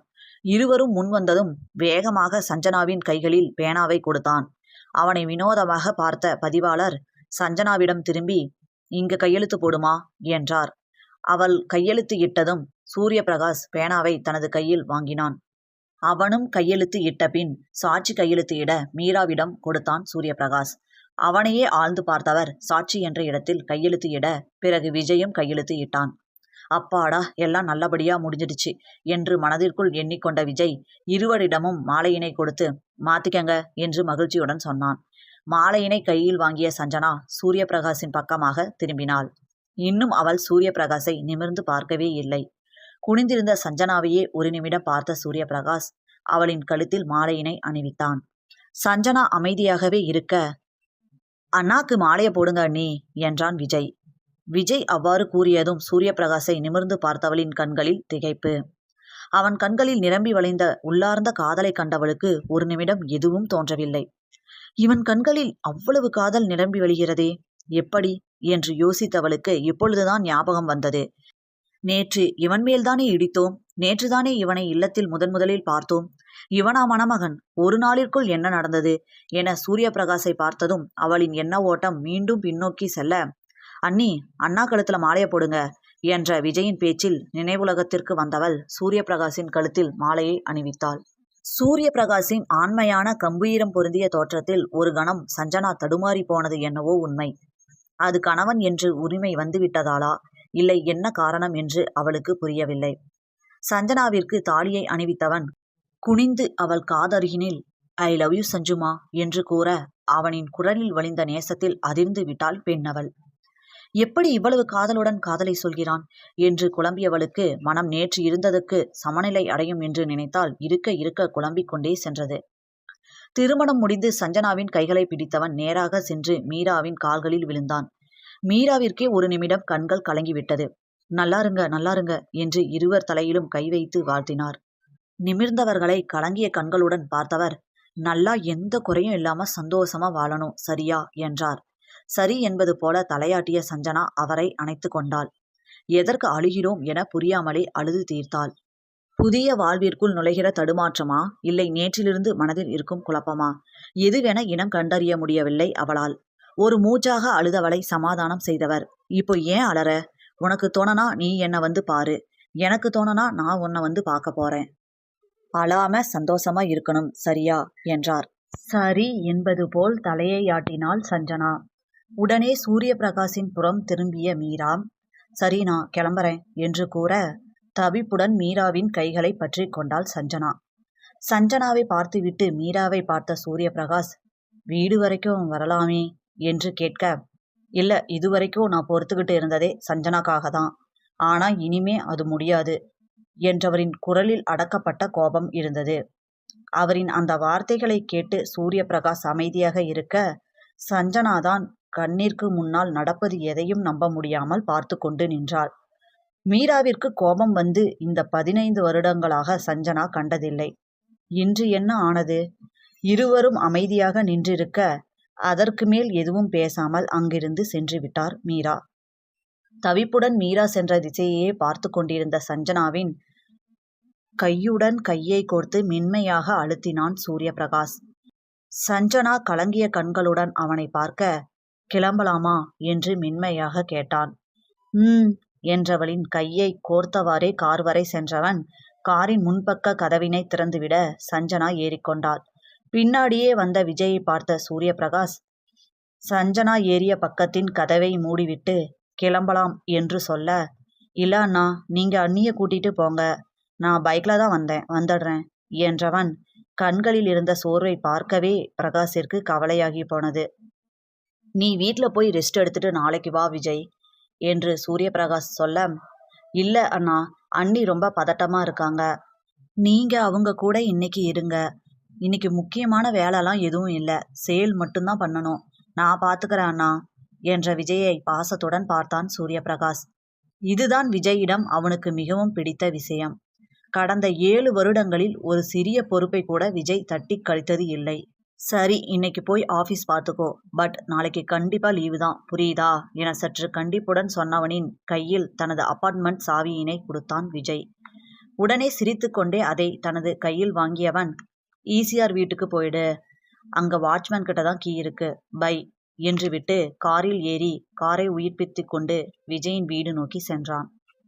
வீடு வந்து சேரும் வரையிலுமே கண்களை மூடி இருக்கையில் பின்பக்கமாக சாய்ந்து கொண்டே அமர்ந்து இருந்தாள் சஞ்சனா. அவ்வப்போது திரும்பி அவளையே பார்த்து கொண்டு வந்தவனுக்கு மனம் அவ்வளவு நிறைவாக இருந்தது. தனது 15 வருட தேடல் அல்லவா அவள், எப்படி இல்லாமல் இருக்கும்? விஜயின் வீட்டிற்கு முன் காரினை நிறுத்தியவன், சஞ்சுமா என காற்றிற்கும் வலிக்காத குரலில் சஞ்சனாவை அழைத்தான். அவனின் மென்மையான குரலில் கண் விழித்தவளிடம், வீடு வந்துடுச்சு, இறங்குடா என்றான் மென்மையாக. அவனை வியப்பாக பார்த்தபடியே இறங்கினாள் சஞ்சனா. அவனுடைய தோற்றத்திற்கும் மென்மைக்கும் கடுகளவும் பொருந்தவில்லை. சூரிய பிரகாஷின் பின்னோடு அமைதியாக நடந்து சென்றாள் சஞ்சனா. லிப்டில் சம்யுக்தாவுடன் ஏறியவன் விஜயுடைய அபார்ட்மெண்ட்டிற்கான தளத்தினை தேர்வு செய்தான். லிப்ட் மேலே செல்லும்போது ஏற்பட்ட அதிர்வில் பயந்தவள் சட்டென்று சூரிய பிரகாஷை அணைத்து கொண்டாள். சம்யுக்தா இல்லத்திலேயே வளர்ந்ததால் இப்படி லிப்டில் எல்லாம் செல்ல வேண்டிய தேவை இருந்தது இல்லை. பயத்தில் அவளின் உடல் நடுங்கியது. சஞ்சனாவுடைய அணைப்பில் சூரிய பிரகாஷிற்கு உடலில் ஒரு இன்ப அதிர்வு தோன்றி மறைந்தது. இப்படியே இருந்துவிடக் கூடாதா என மனம் ஏங்கியது. அவளை தோளோடு அணைத்தவன் தன்னையும் மீறி அவளது உச்சியில் முத்தமிட்டான். லிப்ட் அவர்களது தளத்தை வந்து அடைந்தது. ஒரு ஏக்க பெருமூச்சை வெளியேற்றியவன், சஞ்சுமா, லிப்ட் நின்னுடுச்சு, நாம கிளம்பணும் என்றான் அவளின் காதினில் கிசுகிசுப்பாக. அதில் வேகமாக அவனிடமிருந்து விலகியவள் தவறாக நினைத்து விடுவானோ என பதட்டமாக அவனை பார்த்தாள். அவளின் பதட்டத்தைக் கண்டு மனம் வலித்தது சூரிய பிரகாஷிற்கு. அவளை கட்டி அணைத்து, என்கிட்ட உனக்கு என்ன பயம் என கேட்க தோன்றியது. ஆனால் அவளின் மனநிலை உணராமல் அவளை தொந்தரவு செய்ய விரும்பவில்லை சூரிய பிரகாஷ். அவளின் கையினை பற்றி விஜயுடைய வீட்டிற்கு அழைத்து சென்றான். கதவை திறந்து கொண்டு உள்ளே சென்றவனின் பின்னே சென்றவள் ஆச்சரியமாகி போனாள். அனைத்து பொருட்களும் புதிதாக இருந்தது. அவனை திரும்பி பார்த்தவள், எல்லாம் புதுசா என கேட்டாள். அவனுடன் முதலில் பேசுகிறாள். உடல் சிலிர்த்தது சூரிய பிரகாஷிற்கு. ஆமா, மேரேஜ் ஆக போகுதுன்னு இப்பதான் வாங்கினேன். உனக்கு தேவைப்படுறது எல்லாம் இருக்கணுமில்ல என்று கேட்டவனை அமைதியாக பார்த்தவள் எதுவும் பேசாமல் திரும்பிக் கொண்டாள். ஏதாவது சாப்பிட்றியா சஞ்சு என்று அன்புடன் கேட்டவனை நிமிர்ந்து பார்த்தவளுடைய முகத்திலிருந்த சோர்வு அவளின் பசியை காட்டியது. நான் ஒருத்தன், நீ காலையிலிருந்தே சாப்பிட்டுருக்க மாட்ட, கேள்வி கேட்டுக்கிட்டு இருக்கேன் பாரு என்று விட்டு சமையலறையில் நுழைந்தவன் 1/2 மணி நேரத்தில் ஃப்ரைட் ரைஸுடன் வந்தான். அவனை குற்ற உணர்வுடன் பார்த்தவள், சாரி, நான் ஏதோ ஞாபகத்தில் இங்கேயே உட்காந்துருந்துட்டேன், இனிமே நானே சமைச்சிட்றேன் என்க. சாரிலாம் எதுக்கு, சாப்பிடு சஞ்சுமா என கூறியவனை இப்பொழுது சஞ்சனாவின் கண்கள் பாசத்துடன் பார்த்தது. அவளின் தாய்க்கு பிறகு அவளின் கண்களில் இருந்தே அவளுடைய பசியை புரிந்து கொண்டவன் அல்லவா இவன். அவளுக்கு சாப்பாட்டினை வைத்து கொண்டிருந்த சூரிய பிரகாஷின் முன்பு ஒரு தட்டினை வைத்தவள், நீங்களும் சாப்பிடுங்க என்றாள். சஞ்சனாவின் பாசமான பேச்சில் தங்களுடைய எதிர்காலத்தை பற்றி பிரம்மாண்டமான நம்பிக்கை மனதிற்குள் எழுந்தது சூரிய பிரகாஷிற்கு. இங்கே இவர்களின் மனநிலை சற்று தெளிவடைந்து இருக்க, அருணோ அன்பு இல்லத்தில் மீராவின் முன்பு கோபமாக நின்றிருந்தான். அத்தியாயம் 4. தன் முன் ஆவேசமாக நின்றவனை பார்க்கையில் மீராவிற்கு தவிப்பாக இருந்தது. மேடம், நான் கேள்விப்பட்டது உண்மையா? சஞ்சனாக்கு கல்யாணம் ஆகிடுச்சா என்று கோபத்துடன் கேட்ட அருணுக்கு என்ன பதில் சொல்வதென்று தெரியவில்லை மீராவிற்கு. ஒரு கணத்தில் மனதினை சமன் செய்து கொண்டவர், ஆமா அருண், அவளுக்கு கல்யாணம் ஆயிடுச்சு. அவளோட ஹஸ்பண்ட் வீட்டுக்கும் கிளம்பிட்டா. இனிமே அவளை தேடி இங்கே வராத, சாரி என்று அமைதியாக சொன்னவரை எரித்து விடுவது போல் பார்த்தான். பின், என்ன மேம் சாரி, ஏதோ போகிற போக்கில் தெரியாத ஒருத்தர் மேலே இடிச்சிட்ட மாதிரி சாரி சொல்கிறீங்க என்று ஆத்திரமாக பேசியவனை பார்த்து பொறுமை இழந்த மீரா, இங்கே பாருங்க அருண், இந்த கல்யாணம் நடந்தப்போ எனக்கும் அதில் விருப்பம் இல்லை. என்னவோ நான் உங்கள் கல்யாணத்தை நிறுத்தி இந்த கல்யாணத்தை நடத்தி வச்ச மாதிரி பேசாதீங்க, நீங்கள் போகலாம் என்றவர் குனிந்து தனது மேஜையில் இருந்த ஃபைல்களை பார்க்க ஆரம்பித்து விட்டார். அவரையே வெறித்து பார்த்தவன் ச்சே என்றபடி கிளம்பிவிட்டான். வேலைக்கு செல்லாமல் வீட்டிற்குள் நுழைந்தவனை ஆச்சரியமாக பார்த்தார் அருணின் அன்னை சுந்தரி. என்னாச்சு இவனுக்கு? சஞ்சனாவை பார்த்துட்டு வேலைக்கு போகிறேன் அப்படின்னு தானே சொன்னான், ஏன் வந்துட்டான் என யோசித்த சுந்தரி, என்னாச்சு அருண், ஏன் வந்துட்ட என கேட்க, அவனை முறைத்த அருண் தனது படுக்கை அறைக்கு சென்று கதவினை தாளிட்டு கொண்டான். பூட்டப்பட்ட கதவையே பார்த்த சுந்தரிக்கு ஒன்றும் புரியவில்லை. அருண் இப்படி சாதாரணமாக விடுமுறை எடுப்பவன் இல்லையே என மனதிற்குள் நினைத்தவர் அந்த பூட்டிய கதவினையே பார்த்து கொண்டிருந்தார். கதவை சாத்திக்கொண்டு படுக்கை அறையில் விழுந்த அருணுக்கு மனதில் அவ்வளவு கோபம் வந்தது. சஞ்சனாவின் பிறந்தநாள் என்று ஆசையாக வாழ்த்திய பிறகு அவளிடம் பேசவே இயலவில்லை அருணால். நேற்று காலையில் அவன் பணிபுரியும் MK சில்க்ஸ் ஆடையகத்தில் நிறைய ஸ்டாக் வந்து இறங்குவதாக அழைப்பு அங்கே இருந்து வந்தது. எனவே நேரமாக எழுந்தவன் அங்கே சென்று விட்டான். அதன் பிறகு வேலையிலேயே அவன் நேரம் செல்ல 12 மணிக்கு தான் தனது அலைபேசியை எடுத்தான் அருண். அதன் பிறகு கைல்விழிக்கு எத்தனையோ முறை அழைத்து பார்த்தும் எந்த எதிர்வினையும் இல்லை. வேலைப்பளு அதிகமாக இருந்ததால் அந்த நாள் சென்று சம்யுக்தாவை பார்க்கவில்லை அருண். வீடாக இருந்தால் கூட பரவாயில்லை, அன்பு இல்லத்தில் இரவில் எப்படி சென்று சஞ்சனாவை பார்க்க இயலும்? அடுத்த நாள் காலை 9 மணிக்குள்ளாகவே கிளம்பிய மகனை ஆச்சரியத்துடன் பார்த்தார் சுந்தரி. என்னடா, எப்பவும் 10 மணிக்கு தானே போவ, இன்னைக்கு 9 மணிக்குள்ளேயே கிளம்பிட்ட என்று அவர் ஆச்சரியமாக கேட்க, இல்லம்மா, சஞ்சனா கிட்ட நேற்று பேசவே முடியல, என்னன்னு தெரியல, அதான் நேர்லேயே போய் பார்த்துட்டு அப்படியே வேலைக்கு கிளம்பிடுறேன் என்றவனின் வார்த்தைகளில் அவருக்கு எரிச்சலே உண்டானது. மகன் அவ்வளவு பெரிய MK சில்க்ஸில் மேனேஜராக இருந்தும் யாரும் இல்லாத பெண்ணை திருமணம் செய்து கொள்கிறேன் என்று சொன்னதில் அவருக்கு இஷ்டமில்லை. இதில் அவளுக்கு போன் வேறு வாங்கி கொடுத்து ஒரு நாள் அதில் பேசவில்லை என்றதும் நேரில் வேற பார்க்க போகிறானா என எரிச்சலும் கோபமுமே கொண்டார் சுந்தரி. தனது இருசக்கர வாகனத்தை எடுத்தவன் நேராக அன்பு இல்லத்திற்கு வந்தடைந்தான். அங்கே மீராவின் அறையை நோக்கி சென்று அவரை கேட்க அவர் வெளியில் சென்று விட்டார் என்ற தகவலே கிடைத்தது. அப்படியென்றால் கண்டிப்பாக சஞ்சனாவை சந்திக்க இயலாது. ஏனெனில் அது மீராவின் உத்தரவு. அவரிடம் தெரிவிக்காமல் இல்லத்தில் உள்ள யாரையும் சந்திக்க முடியாது. இன்னைக்கு சஞ்சனாவை பார்க்க முடியாதா என ஏமாற்றத்துடன் வெளியில் வந்தவனை ஆனந்தன் பிடித்து கொண்டார். தலையை சொரிந்து கொண்டு தன் முன் வந்து நின்றவனை கடுப்பாக பார்த்தான் அருண். அருணிற்கு அவரை கண்டாலே பிடிக்கவில்லை. எப்பொழுது இல்லத்திற்கு வந்தாலும் தலையை சொரிந்து கொண்டு பணத்திற்காக வந்து நின்று விடுவார். சஞ்சனாவிற்காக இதுவரை பொறுத்து செல்கிறான். மீராவும் பலமுறை எச்சரித்திருக்கிறார் ஆனந்தனை. ஆனால் ஆனந்தன் கேட்பதாகவே இல்லை. இதை தவிர அவரின் மீது எந்த குற்றச்சாட்டும் வந்ததில்லை. அதனால் ஆனந்தனுடைய 4 பெண் பிள்ளைகளை மனதில் வைத்து அவரை மன்னித்து விட்டுவிட்டார் மீரா. தன் முன் வந்து நின்ற ஆனந்தனை சலிப்பாக பார்த்த அருண் தனது பர்சிலிருந்து ஒரு 100 ரூபாய் நோட்டை எடுத்து நீட்டினான். நன்றி தம்பி என வாயெல்லாம் பல்லாக வாங்கி கொண்டவர், சரி விடுங்க தம்பி, சஞ்சனா இல்லனா என்ன, வேற நல்ல பொண்ணா கல்யாணம் பண்ணிக்கங்க. என்ன பண்றது, சஞ்சனா இப்படி மாறும்னு நானே எதிர்பார்க்கல, உங்களுக்கு கஷ்டமாதானே இருக்கும் என்றார். அவரை நோக்கி ஒரு புரியாத பார்வையை வீசியவன், ஏன் சஞ்சனாக்கும் எனக்கும் தானே கல்யாணம், நீங்க என்ன சம்பந்தமே இல்லாம பேசுறீங்க என்று கேட்க, என்ன தம்பி உங்களுக்கு விஷயமே தெரியாதா, நம்ம சஞ்சனாக்கும் சூரிய பிரகாஷ் சாருக்கும், அதான் தம்பி ஆரா எலக்ட்ரானிக்ஸோட ஓனர் அவருக்கும் இன்னைக்கு கல்யாணம் என்றார் ஆனந்தன். அவரை அதிர்ந்து பார்த்தவன், என்ன சொல்றீங்க என்றான் கோபத்துடன். ஆமா தம்பி, நேத்து சூரிய பிரகாஷ் தம்பி இங்க வந்திருந்தாங்க. சஞ்சனாவையே வச்ச கண்ணு வாங்காம பார்த்துட்டு இருந்தாரு. சஞ்சனா பத்தியும் கேட்டாரு. அப்பவே எனக்கு சந்தேகம் வந்துச்சு. அப்புறம் பார்த்தா சஞ்சனா பாப்பாவும் சூர்யா தம்பியும் கல்யாண கோலத்துல கிளம்பி மீரா மேடம் கூட போறாங்க. எங்க யாராலையும் நம்பவே முடியல. அப்ப போனவங்க தான் இன்னும் வரல என்று நிறுத்தியவரை அதிர்ச்சியுடன் பார்த்தவனுக்கு சற்று குழப்பமாகவும் இருந்தது. மீராவும் உடன் சென்றாரா, இது ஏன் அவர் வேலையா இருக்கக்கூடாது என நினைத்தவன், உங்க மீரா மேம் ஏன் கட்டாயப்படுத்தி சஞ்சனாவை கூட்டிட்டு போயிருக்க கூடாது என்று கேட்டவனை சிரிப்புடன் பார்த்த ஆனந்தன், உங்களுக்கு மீரா மேடம் பத்தி தெரியல, மேடமுக்கு கோபமா கூட பேச தெரியாது. நாங்க யாராவது தப்பு பண்ணுனா கூட பொறுமையாதான் சொல்லுவாங்க. அவ்வளவு ஏன், இங்க இருக்க 130 பேரும் பொன் பிள்ளைங்க தான். இவங்களையும் சரி, இதுக்கு முன்னாடி இங்க இருந்து போயிருக்கிற எந்த பிள்ளைங்களையும் சரி மேடம் எதுக்குமே வற்புறுத்தினது இல்லை. அப்படி இருக்கும்போது சஞ்சனாவை மட்டுமா வற்புறுத்தி இருக்க போறாங்க? இத்தனைக்கும் சஞ்சனாவை மேடமுக்கு ரொம்ப பிடிக்கும். சஞ்சனாவும் பணக்கார இடம் எல்லாம் வந்தப்போ வேணான்னு தான் சொன்னுச்சு. இவர் எவ்வளோ பெரிய உச்சியில இருக்கிறவரு, அதான் மாறிடுச்சு போல என்று விட்டு கிளம்பினார் ஆனந்தன். அருணிற்கு அவ்வளவு கோபமாக வந்தது. ஏமாற்றப்பட்ட வழி அவனுக்குள். என்ன ஏது என்று தெரியாமல் நகரக்கூடாது என முடிவு எடுத்தவனாய் மீராவின் அறைக்கு முன்பே நின்று விட்டான் அருண். மீரா உள்ளே வந்தவுடனேயே அருணை பார்க்கவும் அதிர்ந்து விட்டார்.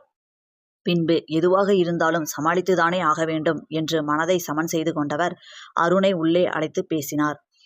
தலையில் கை வைத்து கொண்டே கண்களை மூடி படுத்திருந்த அருணின் நினைவுகளில் நேற்றிலிருந்து நடந்தவைகள் எல்லாம் வலம் வந்து கொண்டிருந்தது.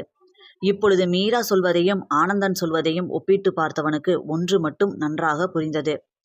சஞ்சனாதான் பணத்தாசையில் மாறிவிட்டாள் என்று. மீராதான் அவ்வளவு தெளிவாக சொல்கிறாரே, தனக்கும் தான் இந்த திருமணத்தில் விருப்பமில்லை என்று.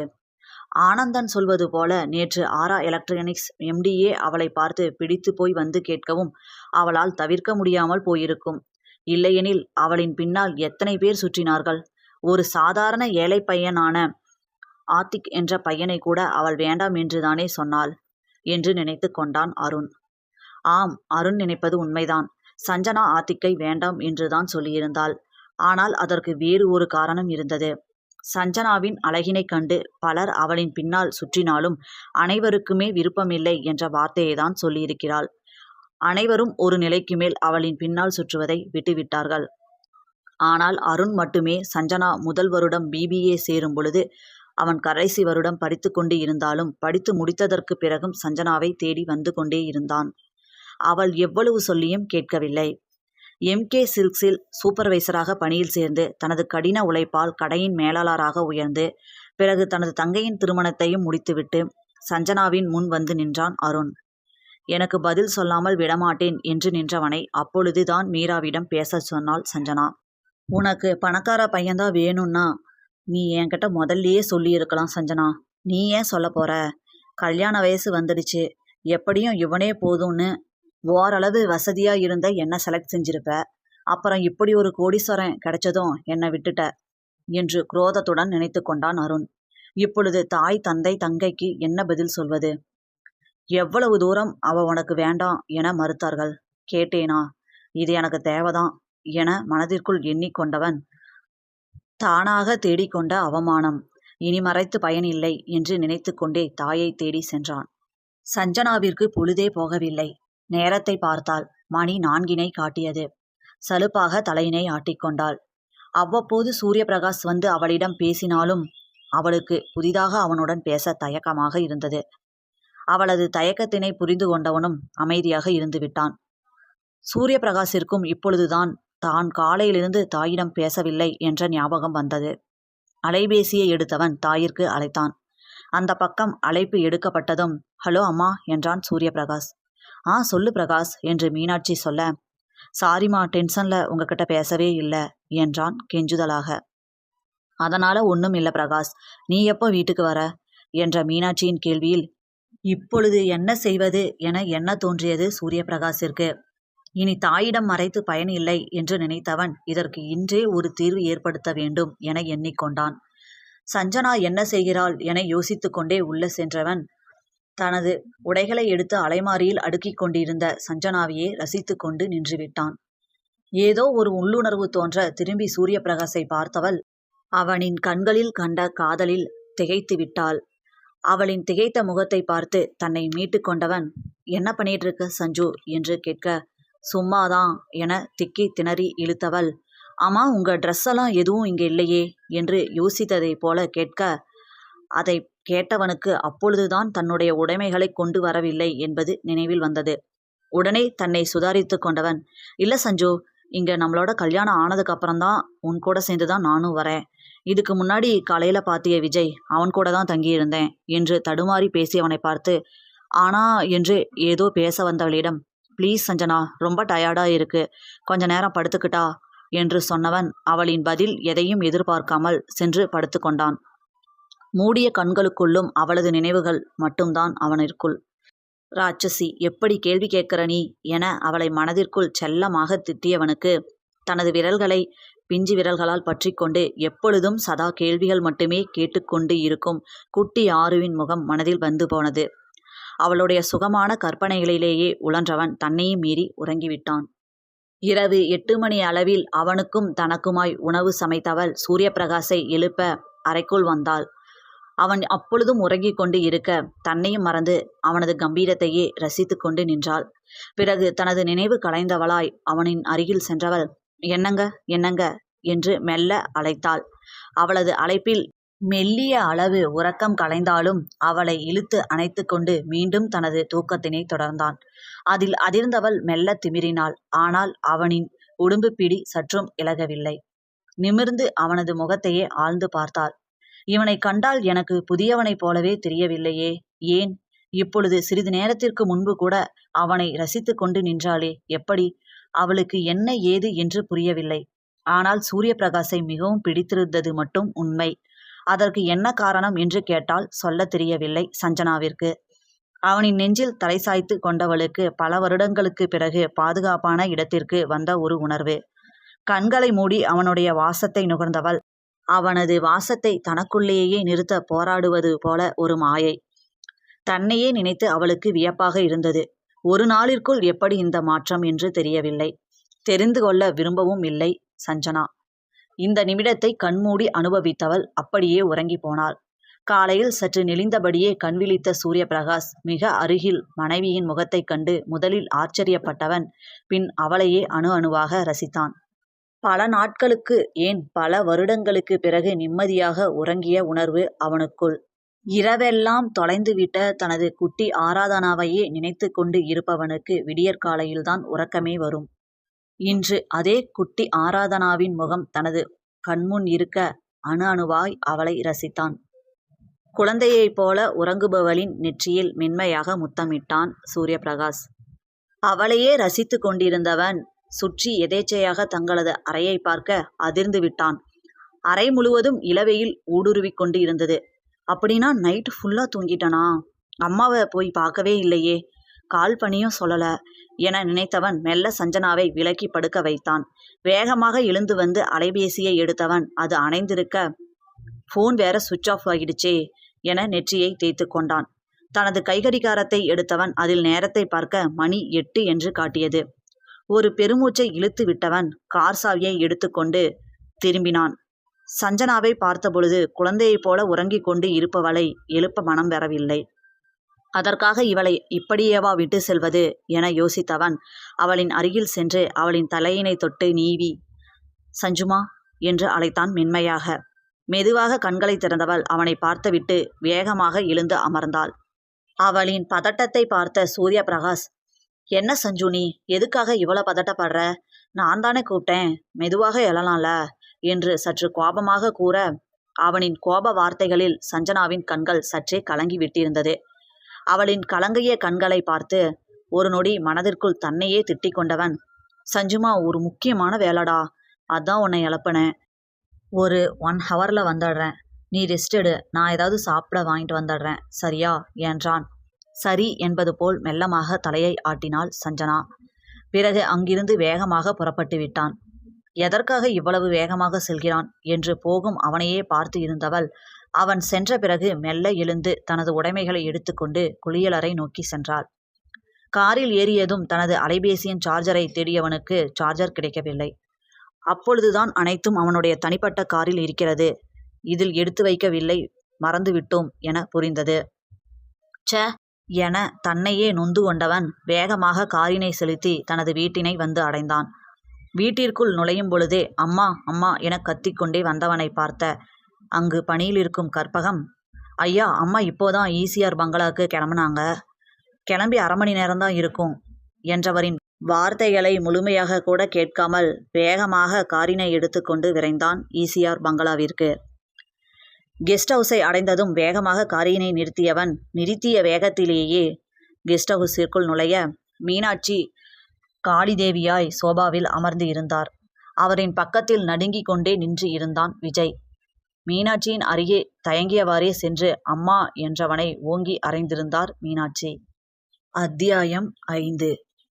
தன்னை அறைந்த மீனாட்சியை ஆழ்ந்து பார்த்து கொண்டே சூரிய பிரகாஷ் நிற்க, அம்மாடியோ என்ன அடி, நல்ல வேலையா நமக்கு விளறதுக்குள்ள பாஸ் வந்து இந்த அடியை வாங்கிட்டாரு என்று நினைத்தான் விஜய். இரவு சில நேரங்களில் 11 மணிக்கு கூட சூரிய பிரகாஷ் வீட்டிற்கு வருவதுண்டு. 11 மணி வரை பார்த்தவர் அதற்கு மேல் பொறுக்க முடியாமல் சூரிய பிரகாஷ் எண்ணிற்கு அழைத்து பார்க்க தொடர்பு கிடைக்காமல் போய்விட விஜய்க்கு அழைத்து விட்டார் மீனாட்சி.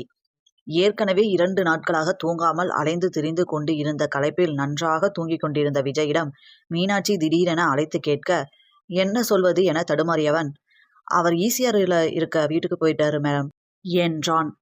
எதுக்கு என கேட்டவரிடம் தெரியாது மேம் என விஜய் சொல்ல, சரி என்றபடி அழைப்பை துண்டித்தவர் காலையில் விடிந்ததும் விடியாததுமாக தங்களது கெஸ்ட் ஹவுஸிற்கு கிளம்பி வந்துவிட்டார். அவருக்கு நேற்றிலிருந்து மகனின் நடவடிக்கைகள் எதுவும் சரியாக படவில்லை. இதில் என்றுமே தாயை விட்டுவிட்டு வெளியில் தங்காதவன் இன்று ஒரு அலைபேசி கூட அழைத்து பேசாமல் தங்கியிருக்கிறான் என்பது அவரின் மனதை நெருட கிளம்பி வந்துவிட்டார். அவரை இங்கு எதிர்பார்க்காத விஜய் அதிர்ந்து விட்டான். அவனை முறைத்து பார்த்த மீனாட்சி, எங்க பிரகாஷ் என்று கேட்க, என்னோட வீட்டில் என்றான் தடுமாறியபடி விஜய். ஏன் என்றார் கோபமாக. அவரின் ரௌத்திரமான பேச்சில் விஜய்க்கு பேச்சே வரவில்லை. சார் அது மேம் என்று தடுமாறியவனை நிறுத்து என்பது போல் கையை நீட்டியவர், எனக்கு உண்மையை மட்டும்தான் சொல்லணும் என்றவரின் பேச்சில் அதிர்ந்து விட்டான் விஜய். இப்போது புரிந்தது அவனுக்கு, சூரிய பிரகாஷின் கம்பீரம் ஆளுமை எங்கிருந்து வந்தது என. ஒரு கணம் மூச்சை இழுத்து பிடித்தவன், இதற்கு மேல் மறைத்து பயனில்லை என்று அனைத்தையும் சொல்லிவிட்டான். சரியாக விஜய் அனைத்தையும் சொல்லி முடித்து தடுமாறி நிற்கவும் சூரிய பிரகாஷ் அங்கே வரவும் சரியாக இருந்தது. ஆனால் சூரிய பிரகாஷை மீனாட்சி அறைந்ததை பார்த்து சர்வமும் நடுங்கி போயிற்று விஜய்க்கு. அமைதியாக நின்றிருந்த சூரிய பிரகாஷை முறைத்த மீனாட்சி, என்ன எதுவும் தெரியாத மாதிரி அமைதியா நிக்கிற? சொல்லு, எதுக்கு இப்படியெல்லாம் பண்ண? கல்யாணம் ஆக இருந்த பொண்ண மீராவை மிரட்டி கல்யாணம் பண்ணி இருக்க, அதுவும் உன் ஸ்டேட்டஸை மறைச்சி என்றவர் அவன் கையில் இருந்த அலைபேசி, கைக்கடிகாரம் அனைத்தையும் ஒரு கணம் பார்வையிட்டார். உன் வாட்ச், மொபைல், கார் எல்லாம் ஹை லெவல்ல இருந்து சாதா பிராண்டுக்கு மாறிடுச்சு. சொல்லு, அப்படி முழுக்க முழுக்க உன்னையே நீ மாத்திக்கிட்டு எதுக்காக அவளை கல்யாணம் பண்ணணும்? சொல்லு என்றார் மீனாட்சி கோபமாக. ஏன்னா அவ என்னோட ஆராதனா, அவளை நான் யாருக்கும் விட்டு கொடுக்க விரும்பல, போதுமா என்றான் அடக்க முடியாமல் சூரியபிரகாஷ். அவனின் வார்த்தைகளில் அப்படி ஒரு பரவசம் தோன்றியது மீனாட்சியின் முகத்தில். என்னது ஆராதனாவா? என்னோட என்னோட ஆராதனாவா? அவ கிடைச்சிட்டாளா என்று எண்ணியவர் தவிப்புடன் நிமிர்ந்து சூரிய பிரகாஷை பார்த்தார். என்ன சொல்ற பிரகாஷ், நம்ம ஆராதனா கிடைச்சிட்டாளா? நிஜமாவா என நம்ப முடியாமல் அவன் தோளினை பிடித்து உலுக்க அவரது கைகளை மெல்ல விலக்கியவன், ஆமாம்மா, நம்ம ஆராதனாவேதான் என்று அழுத்தி கூறினான். இரு கைகளாலும் முகத்தை அழுந்த தேய்த்து கொண்ட மீனாட்சி, ஆனா விஜய் சஞ்சனானு தானே பேர் சொன்னா என்றவரின் கேள்விக்கு சூரிய பிரகாஷ் அமைதியாகவே நிற்க, அப்படின்னா நான் வச்ச பேரு கூட அவளுக்கு இருக்க வேணான்னு என் தம்பி மாத்திட்டானா என்றவர் விழுக்கென நிமிர்ந்து சூரிய பிரகாஷை பார்த்தார். பின்பு நடுங்கிய குரலுடன், அவளுக்கு அப்பா அம்மா இல்லைன்னு விஜய் என்றவர் அதற்கு மேல் பேச முடியாமல் திக்கி திணற ஆம் என்பது போல தலையசைத்த சூரிய பிரகாஷை பார்த்து தலையில் அடித்து கொண்டு அழ ஆரம்பித்து விட்டார் மீனாட்சி.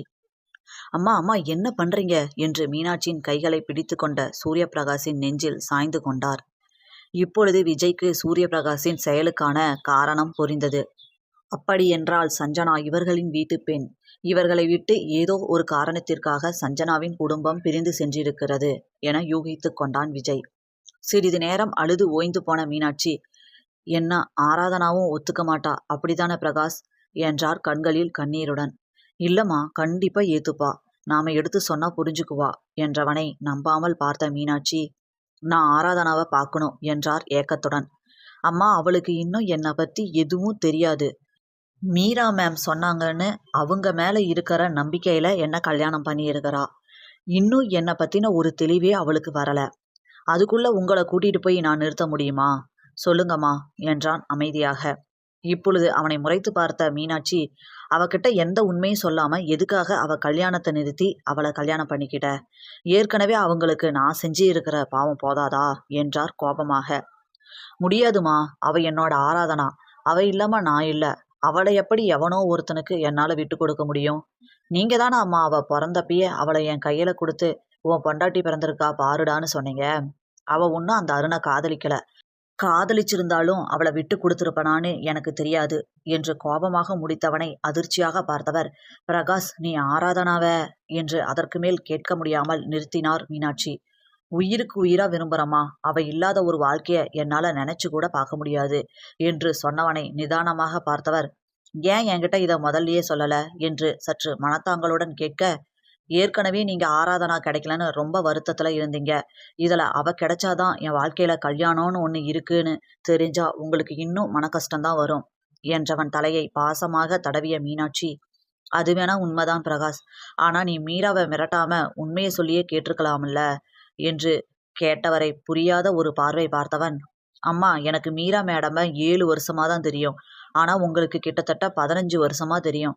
நீங்களே சொல்லுங்க, அவ எங்களோட ஆராதனா. ஆனா அவளுக்கு பணக்காரங்களை பிடிக்காம போனதே எங்களாலதான். ஆனாலும் அவ என்னோட உயிர். அதனால அவ ஓகே சொன்ன இந்த கல்யாணத்தை நிறுத்திட்டு பொய் சொல்லி எனக்கு மேரேஜ் பண்ணி வச்சு அவ வெறுக்கிற எங்க ஃபேமிலிக்கு அனுப்பி விடுங்கன்னு சொல்றீங்களா? அப்படி சொல்லியிருந்தா மீரா மேடமோட ரியாக்ஷன் என்னவா இருக்கும்னு கொஞ்சம் யோசிச்சு பாருங்க என்றான் நக்கலாக. சூரிய பிரகாஷ் சொல்வதும் உண்மைதானே. எப்படிப்பட்ட விஷயம் என்றாலும் கண்டிப்பாக மீராவிற்கு அன்பு இல்லத்தின் பிள்ளைகளை வற்புறுத்த மனது ஒப்பாது. ஒரு நீண்ட பெருமூச்சினை வெளியிட்ட மீனாட்சி, சரி வா, 2 பேரும் மீராவை பார்த்து மன்னிப்பு கேட்டுட்டு வரலாம் என்று சொல்ல, அதுவரை அமைதியாக இருந்த விஜய் வாயினை திறந்தான்.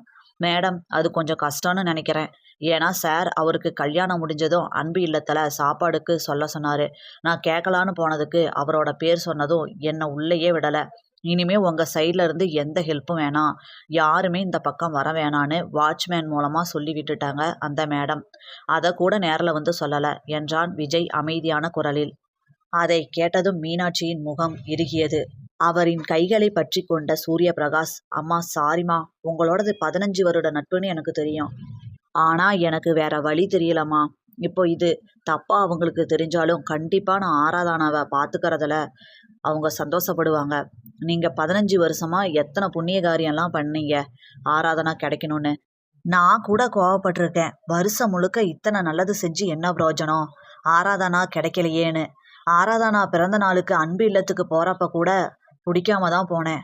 ஆனா இத்தனை வருஷமா இங்கேயே இருந்த ஆராதனா நம்ம கண்ணுல படலனாலும் அவளுக்கு கல்யாணம் இன்னும் 1 வாரத்துல அப்படிங்கிற நிலைமையில எதுக்கு என் கண்ணுல படணும்? அவ நீங்க செஞ்ச புண்ணிய காரியத்தால தாம்மா நம்ம கிட்ட திரும்பி வந்திருக்கிறா. அவ என்னோட ஆராதனாமா. அவ எனக்கு கிடைக்கணும்னு இருந்திருக்குது. அவளை என்னால விட்டு கொடுக்க முடியாது. ப்ளீஸ்மா, நான் எப்படியாவது மீரா மேடம உங்க கூட பேச வைக்கிறேம்மா என்று தவிப்புடன் பேசியவனின் தலையை பாசமாக வருடிய மீனாட்சி, அதெல்லாம் ஒன்றும் அவசியம் இல்லை பிரகாஷ். இப்போ ரொம்ப மீரா கோவமா இருப்பா. நான் ஒரு 2 நாள் கழிச்சு போய் பேசி புரிய வைக்கிறேன். கண்டிப்பா மீரா புரிஞ்சுக்குவா என்றவர் அவனின் கைகளை பிடித்து கொண்டு, ப்ளீஸ் பிரகாஷ், ஒரே ஒரு தடவை நான் ஆராதனாவை பார்க்கணும் என கண்கள் கலங்கியபடி கேட்டார். தாயின் தவித்த முகத்தையும் கலங்கிய கண்களையும் பார்த்த பிரகாஷ், அம்மா நான் அவளை பீச்சுக்கு கூட்டிட்டு வரேன். நீங்களும் விஜய் கூட வாங்க. ஆனா இப்போதைக்கு தூரத்துல இருந்தே அவளை பார்த்துக்கோங்கம்மா. அவளுக்கு உங்க முகம் ஞாபகம் இருக்குதா இல்லையான்னு தெரியல. இருந்தாலும் அவளை நான் இழக்க விரும்பல. அவளோட இழப்பு ரொம்ப பெருசு. அதுலேருந்து மீண்டு வந்து அவ நம்மளை ஏத்துக்கணும். உங்களுக்கு புரியுதில்லம்மா என்று கேட்டவனை கண்களை துடைத்து கொண்டு பார்த்தவர், சரிப்பா, இப்பவே கிளம்பி வரட்டுமா என்றார் ஆவலாக. தாயின் முகத்தில் இருந்த ஆவலை பார்த்து சிரித்தவன், அவ நான் கிளம்பும்போது தான் தூக்கத்துல இருந்து எழுந்தா. போய் அவகிட்ட பீச்சுக்கு போகலான்னு சொல்லணும். அதுக்கு முன்னாடி அவளை சாப்பிட வைக்கணும். அதுக்கெல்லாம் முன்னாடி நான் நம்ம வீட்டுக்கு வந்து என்னோட ட்ரெஸ் எல்லாம் பேக் பண்ணி எடுத்துட்டு போகணும். உங்க மருமக என்கிட்ட சரியா பேசக்கூட மாட்றா. ஆனா எப்படி கேள்வி கேட்கறா தெரியுமாமா என்று சொன்னவனை சிரிப்புடன் பார்த்தவர், பின்ன என் மருமகளாச்சே இருக்காதா என்றவரின் கன்னத்தை பிடித்து செல்லம் கொஞ்சியவன், சரி விடுங்கம்மா, நம்ம வீட்டுக்கு போகலாமா என்று தாயிடம் கூறியவன் விஜயின் பக்கம் திரும்பி கார் சாவியை கொடுத்து, நீ நான் வந்த காரை எடுத்துட்டு பின்னாடியே வந்துடு. அப்புறம் நான் இன்னைக்கு ஆஃபீஸ் வரமாட்டேன், வேலையெல்லாம் பார்த்துக்கோ என்றவனை பாவமாக பார்த்து கொண்டிருந்த விஜயை பார்த்து சிரித்த சூரிய பிரகாஷ், நீ என்ன நினைக்கிறன்னு எனக்கு புரியுது. என்னடா நேத்து இன்னைக்கு லீவ் எடுத்துக்கோன்னு சொல்லிட்டு இன்னைக்கு ஆஃபீஸ் போக சொல்றானேன்னு தானே நினைக்கிற என்று புருவத்தை உயர்த்தி கேட்டவனை பார்த்து, ஆஹா, நாம நினைச்சதை அப்படியே சொல்றாரே என்று நினைத்தவன், ஆனாலும் அதை ஒத்துக்கிட்டா நம்ம ஜோலி முடிஞ்சிடுமே என சிந்தித்து கொண்டே, இல்ல பாஸ், அப்படியெல்லாம் இல்லை என்று வேகமாக மறுத்தான்.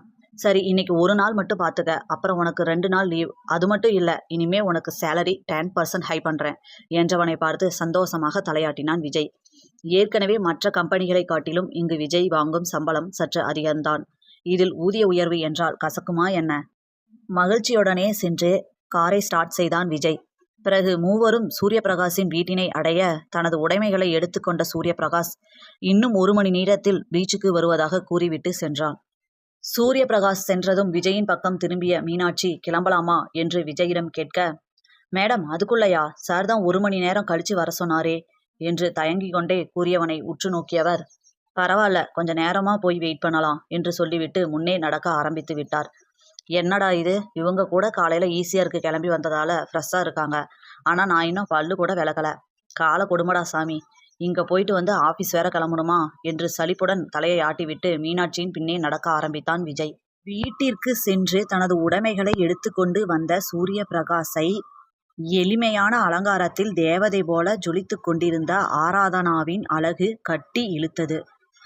கண்ணாடியை பார்த்து தனது நெற்றிக்கு பொட்டிட்ட ஆராதனா நெற்றி வகுட்டில் குங்குமம் வைக்க செல்ல அவளை பின்பக்கமாக வந்து அழைத்தான் சூரியபிரகாஷ்.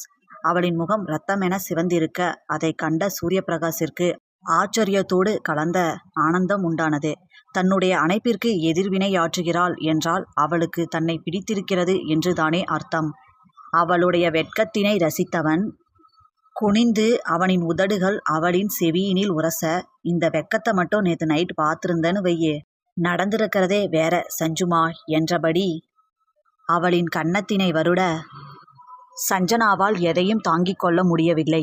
ஏதோ ஒரு புது உலகத்தில் இருக்கின்ற உணர்வு சஞ்சனாவிற்கு. அவனின் கைகளை மெல்ல விலக்கியவள் அங்கிருந்து ஓடியே சென்று விட்டாள். போகும் அவளையே பார்த்திருந்த சூரிய பிரகாஷின் மனதில் அப்படி ஒரு மகிழ்ச்சி குடிகொண்டது.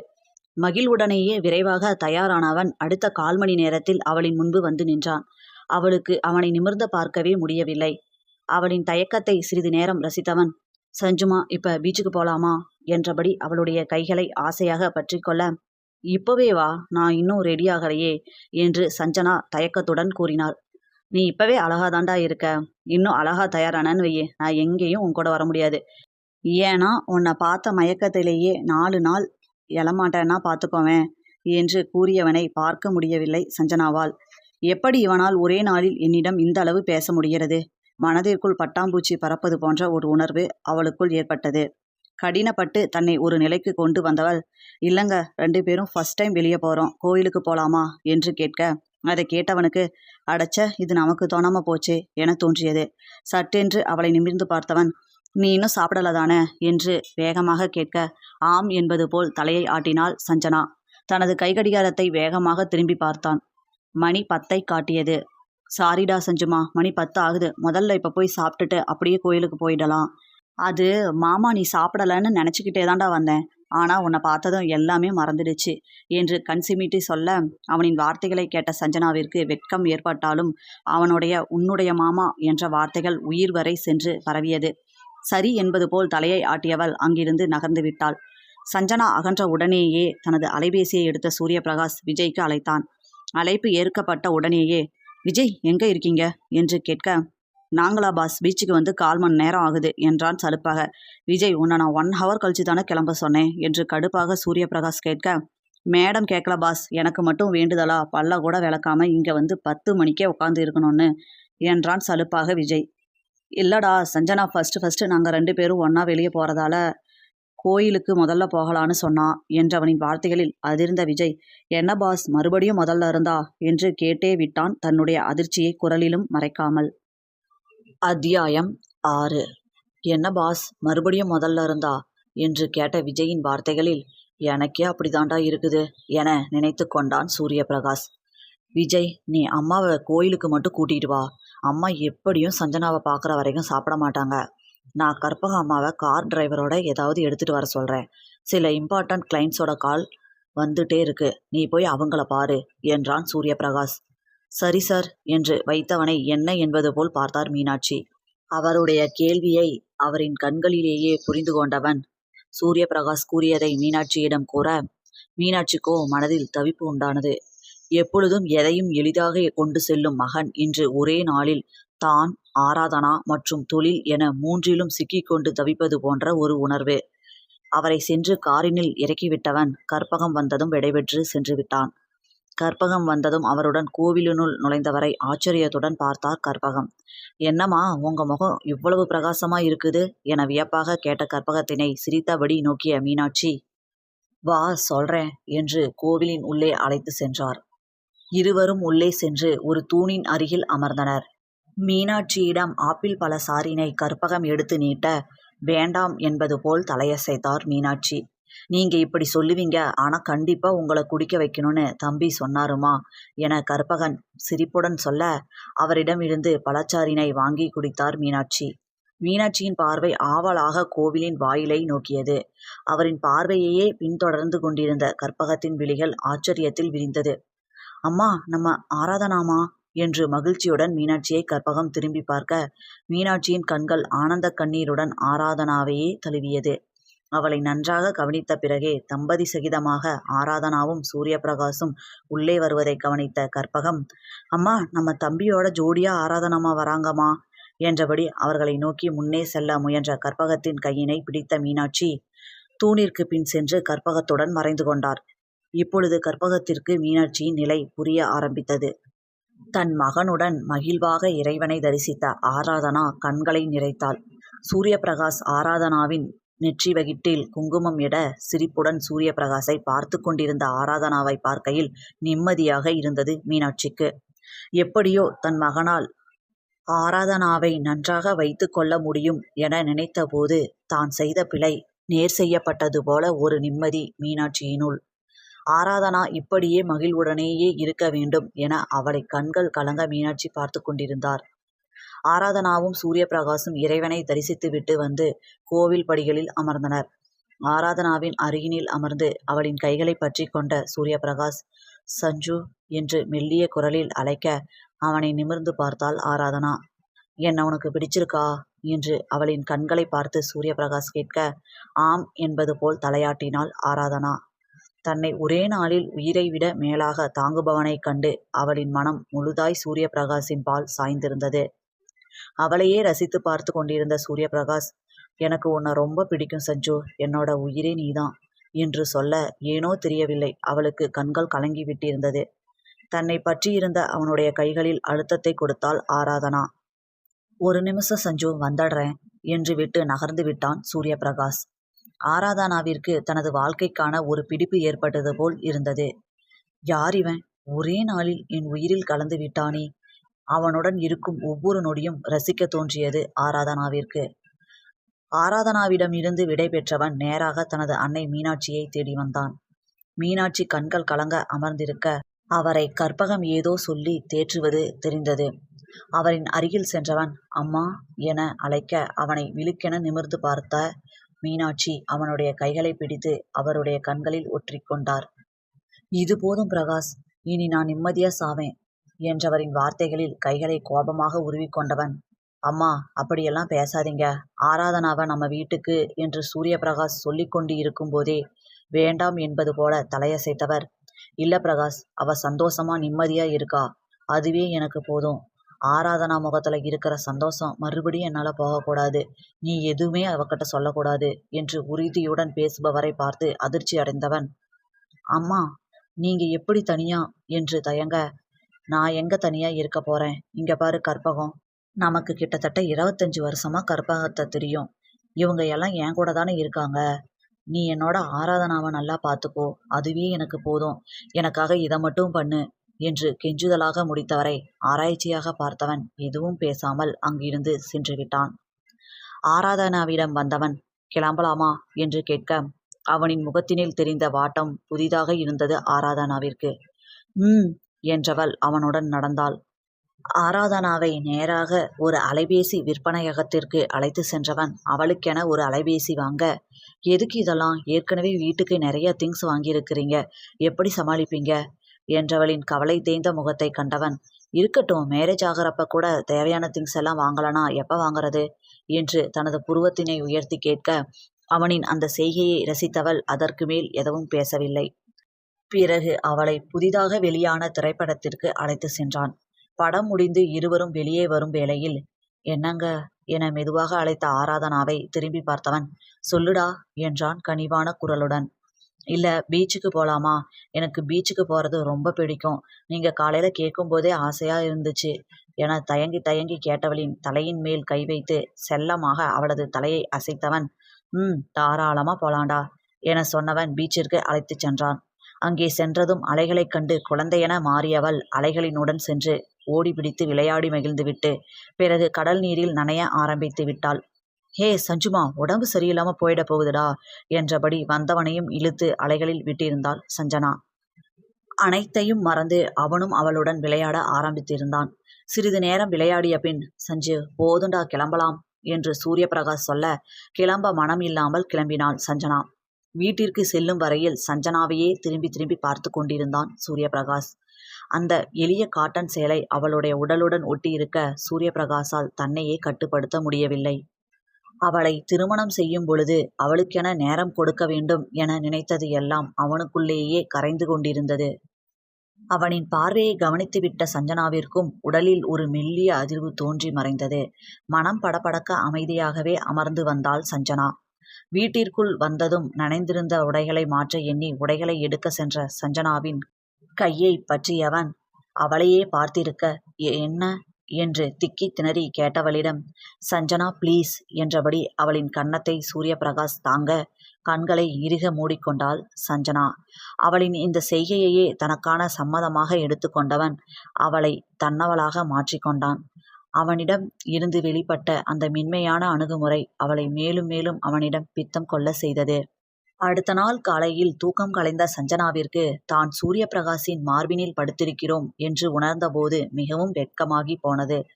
அமைதியாக எழ போனவளின் கையை பிடித்தவன், எங்க போற, ரெஸ்டெடு என்று அவளின் கன்னத்தில் முத்தமிட்டு சொல்ல சஞ்சனாவிற்கு மிகவும் வெட்கமாகி போனது. வெட்கம் கொண்ட முகத்தினை அவனின் மார்பினில் தலை சாய்த்து மறைத்து கொண்டாள். நாட்கள் மிகவும் அழகாக சென்றது சஞ்சனாவிற்கும் சூரியபிரகாஷிற்கும். தனது அனைத்து துயரையும் போக்க வந்திருக்கும் ஒரு அற்புதமானவனாகவே சூரியபிரகாஷை எண்ண ஆரம்பித்து விட்டாள் சஞ்சனா. சூரியபிரகாஷ் சஞ்சனாவிற்கு யாதுமானவன் ஆகிப்போனான். இதற்கு இடையில் மீனாட்சி மீராவை தொடர்பு கொள்ள தினசரி முயற்சித்து தோற்று கொண்டிருந்தார். 2 வாரங்கள் இப்படியே செல்ல அன்று ஒரு முடிவுடன் மீராவை தேடி வந்துவிட்டார் மீனாட்சி. காலையிலேயே மீனாட்சி வந்திருந்தது தெரிந்தும் மீரா தொடர்ந்து அவரை பார்ப்பதற்கு மறுத்தார். நேரம் மதிய வேலையை தாண்டியும் சென்றது. மீனாட்சி அங்கிருந்து நகர்வதாக இல்லை. மீராவிற்கு மனம் கேட்கவில்லை. அதற்கு மேல் பொறுக்க இயலாமல் காவலாளியிடம் மீனாட்சியை உள்ளே அனுமதிக்க சொன்னார். தன் முன் வந்த மீனாட்சியை சற்று மனத்தாங்களுடன் பார்த்த மீரா, சொல்லு மீனாட்சி, இப்ப எதுக்கு வந்திருக்கிற? உன்னோட பையன் செஞ்சதே எங்களுக்கு போதும், இனிமே இங்க யாருமே வராதீங்க என்று கோபமாக பேசியவரை அமைதியாக பார்த்த மீனாட்சி, 1 நிமிஷம் நான் சொல்றத கேளு மீரா என்று சொல்ல, என்ன கேட்கணும்? ஒரு பொண்ணை அவ விருப்பம் இல்லாம உன் பையன் கல்யாணம் பண்ணிக்கிட்ட காரணம் கேட்கணுமா? இல்ல சஞ்சனாவோட எங்க தொடர்பே விட்டு போச்சு. எத்தனை முறை ஃபோன் பண்ணனா, ஆனா என்னால அவகிட்ட பேச முடியல. 4 நாள் முன்னாடி கூட என்னை பார்க்க வந்திருந்தா. நான் உள்ள அலோவ் பண்ணல. ஏன் தெரியுமா? இங்க வேலை செய்யற நிறைய பேருக்கு சூரியபிரகாச தெரியும். அவங்க மூலமா அவளுக்கு உண்மை தெரிஞ்சு அவ லைஃப் கெட்டு போயிடக்கூடாதுன்னு தான் நாங்க அவளை விட்டு ஒதுங்கி இருக்கோம். அதுக்கான ஆறுதலை கேட்கணுமா என்று கோபமாக முடித்தவரை தனது பார்வை மாறாமல் பார்த்து கொண்டிருந்த மீனாட்சி, அவளை ஒரு 2 வாரம் பிரிஞ்சு இருந்ததுக்கே இவ்வளவு மனவலி உனக்கு வருதில்ல மீரா? ஆனா ஆராதனா எங்களோட உயிர். இருந்தும் அவளை 15 வருஷமா பிரிஞ்சு இருக்கிற எங்களுக்கு எப்படி இருக்கும் என்று பேச அவரை அதிர்ந்து பார்த்தார் மீரா. மீராவின் அதிர்ந்த பார்வையை கண்டவர், ஆமா, அவ சஞ்சனா இல்ல, எங்களோட ஆராதனா என்றவர் தங்களது கடந்த காலத்தினை கூற ஆரம்பித்தார். மீனாட்சி மற்றும் தாமோதரனின் தந்தை சூரியநாராயணன் இளவயதிலேயே மனைவியை இழந்துவிட்ட பிறகும் எவ்வளவோ பண வசதி என இருந்தாலும் தான் பெற்ற பிள்ளைகளை எண்ணி திருமணம் செய்யாமல் இருந்துவிட்டார். மீனாட்சி திருமண வயதை எட்டியதும் அவரிடம் திருமணத்தை பற்றி சூரியநாராயணன் பேச்செடுக்க, அப்பா, என்னால உங்களையும் தம்பியையும் விட்டுட்டு போக முடியாது. நான் இங்கேயே இருக்கலானா மட்டும் என் கல்யாணத்தை பத்தி பேசுங்க என்று முடிவாக சொல்லிவிட்டார் மீனாட்சி. சூரியநாராயணனுக்கு மீனாட்சியின் தாமோதரனின் மேலான அன்பு தெரியும் அல்லவா? தாமோதரனை விட 6 வயது மூத்தவரான மீனாட்சி தாயின் அன்பையே தாமோதரன் மீது வைத்திருந்தார். அதனால் அவர்களை பிரிக்க விரும்பாத சூரியநாராயணன் அவரின் தூரத்து உறவான கணேசன் என்பவரை மீனாட்சிக்கு திருமணம் செய்து வைத்தார். இதனால் வரப்போகும் பின்விளைவுகளை பற்றி அறியாமல். திருமணம் நடந்து அடுத்த வருடமே மீனாட்சி மற்றும் கணேசனுக்கு ஆண் பிள்ளை பிறந்தான். அவனுக்கு தந்தையின் மேல் வைத்த அன்பினால் சூரியபிரகாஷ் என பெயரிட்டார் மீனாட்சி. அவரின் அன்பில் சூரியநாராயணன் மற்றும் தாமோதரன் நெகிழ்ந்து விட்டனர். 5-6 வருடங்கள் நன்றாகத்தான் சென்றது. அதன் பிறகுதான் கணேசனின் உண்மை முகம் சூரியநாராயணனுக்கு தெரிய ஆரம்பித்தது. கணேசனுக்கு இருக்கும் சூதாட்ட பழக்கம், மற்ற சில கெட்ட பழக்க வழக்கங்கள் அனைத்தும் தன் தொழில்முறை நண்பர்கள் மூலம் சிறிது சிறிதாக சூரியநாராயணனின் கவனத்திற்கு கொண்டு வரப்பட்டது. அப்பாவை மன்னிச்சுக்கோடா என்று மனதில் மீனாட்சியிடம் மன்னிப்பு வேண்டியவர் அவரிடம் இதை பற்றி மூச்சு விடவில்லை. தன் மகளின் வாழ்வினை தானே கெடுத்துவிட்ட குற்ற உணர்வு அவருக்குள். ஆனால் இது எப்பேற்பட்ட பின்விளைவினை பின் நாட்களில் ஏற்படுத்தப் போகிறது என்று தெரிந்திருந்தால் மறைத்திருக்க மாட்டாரோ என்னவோ. கணேசன் மற்றும் தாமோதரனிடம் சிறிய சிறிய பகுதிகளை மட்டுமே தொழில்களை கையாள ஒப்படைத்திருந்த சூரியநாராயணன் தொழிலின் முழு கட்டுப்பாட்டினையும் தன் கைவசம் வைத்திருந்தார். கணேசனுக்கு தெரியாமல் அவருடைய தொழில் பகுதியினை ஆராய்ந்த போதுதான் சூரியநாராயணனுக்கு மிகப்பெரிய அதிர்ச்சி காத்திருந்தது. நிறைய பணம் கையாடல் நடந்திருப்பது புரிந்தது சூரியநாராயணனுக்கு. இப்பொழுது ஒரு முடிவெடுக்க வேண்டிய நிலைக்கு அவர் தள்ளப்பட்டார். அன்று சாயங்காலம் தாமோதரன் வந்த உடனேயே, தாமோதரா, உன்கிட்ட ஒரு முக்கியமான விஷயம் பேசணும் என்று சூரியநாராயணன் கேட்க, அவரை வியப்பாக பார்த்த தாமோதரன், சொல்லுங்கப்பா என்றார். சூரியநாராயணனின் முகத்தில் இருந்த தீவிரம் தாமோதரனை ஆச்சரியப்படுத்தியது. உனக்கு சீக்கிரமே கல்யாணம் பண்ணி வைக்கலான்னு நினைக்கிறேன் என்று சொன்னவரை அதிர்ச்சியாக பார்த்த தாமோதரன், அப்பா என தயங்க, சொல்லு, உனக்கு என்ன தோணுனதோ சொல்லுப்பா என்றார் அமைதியாக. தந்தையின் அமைதி கொடுத்த நம்பிக்கையில் தைரியம் வர பெற்றவராய், அப்பா, நான் வசந்தின்னு ஒரு பொண்ணை விரும்புகிறேன். அவள் ஒரு ஏழை, அவளுக்கு அம்மா மட்டும்தான், வீட்டுக்கு ஒரே பொண்ணு என்று தயங்கி தயங்கி ஒருவாறாக சொல்லி முடித்தார் தாமோதரன். ஓ என்று சூரியநாராயணன் அமைதியாக சென்றுவிட தாமோதரனுக்கு அதற்கு மேல் பேச வார்த்தைகள் இல்லாமல் போனது.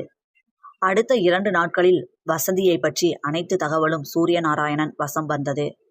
அவருக்கு வசதி ஒன்றும் அவ்வளவு பெரிய விஷயம் இல்லை. அப்படி நினைத்திருந்தால் கணேசனை மருமகனாக தேர்ந்தெடுத்திருக்க மாட்டார். ஆனால் மகளின் விஷயத்தில் செய்த தவறை அவர் மகனின் விஷயத்தில் செய்ய விரும்பவில்லை. அதற்காகவே இந்த 2 நாட்கள் அவகாசம் எடுத்துக்கொண்டார் சூரியநாராயணன். அவர் விசாரித்த வரையில் வசந்தியை பற்றி அனைத்தும் திருப்தியாகவே அமைந்தது. அனைத்து விதத்திலும் திருப்தி அடைந்தவர் அடுத்த முகூர்த்தத்திலேயே வசந்திக்கும் தாமோதரனுக்கும் திருமணத்தை நடத்தி முடித்திருந்தார். தாமோதரனுக்கு தந்தையின் இந்த செயலால் பெரும் மகிழ்ச்சி. மீனாட்சியும் தம்பியின் திருமணத்தில் மனநிறைவு அடைந்து இருந்தார். அடுத்து சூரியநாராயணன் செய்த செயலில்தான் கணேசனுக்கு மிகப்பெரிய அதிர்ச்சி உண்டானது. சொத்தினை 3இல் 2 பங்கினை தாமோதரனுக்கும் 1 பங்கு சூரிய பிரகாசிற்கும் என எழுதி வைத்திருந்தார் சூரியநாராயணன். இதை கணேசன் எதிர்பார்க்கவில்லை. அவருள் அப்படி ஒரு கோபம் எழுந்தது. ஆனாலும் அதை வெளிக்காட்டிக் கொள்ளவில்லை.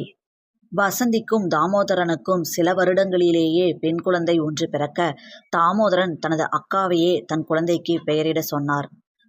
அவரின் அன்பில் நெகிழ்ந்து விட்டார் மீனாட்சி. இவ நம்மள ஆராதிக்க பிறந்தவ தம்பி, அதனால ஆராதனான்னு பேர் வைக்கிறேன் என்று மீனாட்சி சொல்ல அனைவருக்கும் அந்த பெயர் பிடித்திருந்தது. ஆராதனாவை சிறிய வயதிலேயே சூரிய பிரகாசின் மனைவியாக அனைவரும் இனம் காட்ட அவனுக்கு அப்பொழுதிருந்தே ஆராதனாவின் மேல் கொள்ளை பிரியம். அதுவும் அவள் வளர வளர பிரகாஷ் மாமா என அழைத்து கொண்டு அவனது கையை பிடித்து கொண்டு நடக்கும்போது அவ்வளவு ஆனந்தமாக இருக்கும் சூரிய பிரகாசிற்கு. இப்படியே ஆராதனாவின் 5வது பிறந்த நாள் வரை அமைதியாகத்தான் சென்றது. ஆனால் அவளின் 5வது பிறந்த நாள் நெருங்குகையில் கணேசனுக்கு பதிவாளர் அலுவலகத்தில் ஒருவன் நண்பனாக கிடைத்துவிட அவனை கொண்டு ஒரு திட்டம் தீட்டினான் கணேசன். அதன்படி ஆராதனாவுக்கு பிறந்த நாளிற்கு இன்னும் 1 வாரமே இருக்கின்றது என்ற நிலையில் தாமோதரனின் முன் வந்து நின்றார் கணேசன். தாமோதரா, உனக்கும் இப்ப தொழில்ல நல்ல லாபம். அதை வச்சு நம்ம ஆராதனா பிறந்த நாளுக்கு ஏதாவது சின்னதா ஒரு சொத்து வாங்கி போடலாம்ல என்று சொன்னவரை மெச்சுதலாக பார்த்த தாமோதரன், இது நல்ல யோசனையா இருக்கே, செஞ்சிடலாமாமா என மகிழ்ச்சியுடன் சொல்ல கணேசன் தனது திட்டத்தினை ஆரம்பித்தார். தாமோதரனின் நம்பிக்கையை பயன்படுத்தி கொண்ட கணேசன் ஒரு சொத்தினை வாங்குவது போல அவரிடம் உருவகப்படுத்தி நாடகம் ஆடினார். ஆனால் தன்னிடம் உள்ள பணத்தை கொண்டு பதிவாளர் அலுவலகத்தில் இருந்த தனது நண்பனை பிடித்து தாமோதரனின் கையெழுத்துக்களை உபயோகப்படுத்தி அவரின் சொத்துக்கள் அனைத்தையும் தனது பெயருக்கு மாற்றினார். ஆனால் சூரியநாராயணனையும் தாமோதரனையும் வெறும் பத்திரங்களை காட்டி மடக்க முடியாதே. அதனால் அனைத்து வேலைகளையும் சில நாட்களிலேயே விரைவாக முடித்தவர் பத்திரங்களுடன் தன் மனைவி மீனாட்சியின் முன் வந்து நின்றார். தன் முன் வந்து காலையிலேயே நின்ற கணவரை வியப்பாக பார்த்த மீனாட்சி, ஏங்க ஆபீஸ் போகலையா என்று அமைதியாக கேட்க, இங்க பாரு மீனாட்சி, உங்க அப்பா தாமோதரனுக்கு எழுதி வச்ச சொத்தையெல்லாம் என் பேருக்கு மாத்திட்டேன். நீ வெளியே வந்து எனக்கு ஆதரவா பேசணும், இல்லனா என்றவனை அதிர்ச்சியுடன் பார்த்து கொண்டிருந்த மீனாட்சியின் முன் தனது அலைபேசியை நீட்டியவன், இதுல யார் தெரியுறான்னு தெரியுதா? உன் மகன் சூரிய பிரகாஷ். அவன் உயிரோட இருக்கணும் இல்லையா என்று குரூரமாக பேசியவனை நம்ப முடியாமல் பார்த்தா மீனாட்சி. தன்னை அதட்டி கூட பேசாத கணவனாயுது நம்ப முடியவில்லை மீனாட்சியால். இருந்தாலும் தன்னை மீட்டு கொண்டவர், பிரகாஷ் எனக்கு மட்டுமா மகன்? இவனுக்கும் தானே. பள்ளிக்கு கூட்டி செல்கிறேன் என கூட்டி சென்று 3 தடியர்களுக்கு மத்தியில் தனது 13 வயது மகனை அமர வைத்திருக்கிற கணேசனை அருவருப்பாக பார்த்தவர், முடியாது என்றார் எந்த தயக்கமும் இன்றி.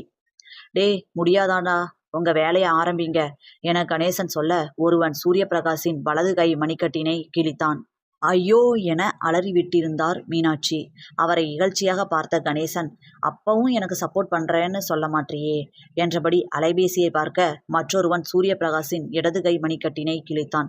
வேணாம், நான் சப்போர்ட் பண்றேன் என அழ ஆரம்பித்தார் மீனாட்சி.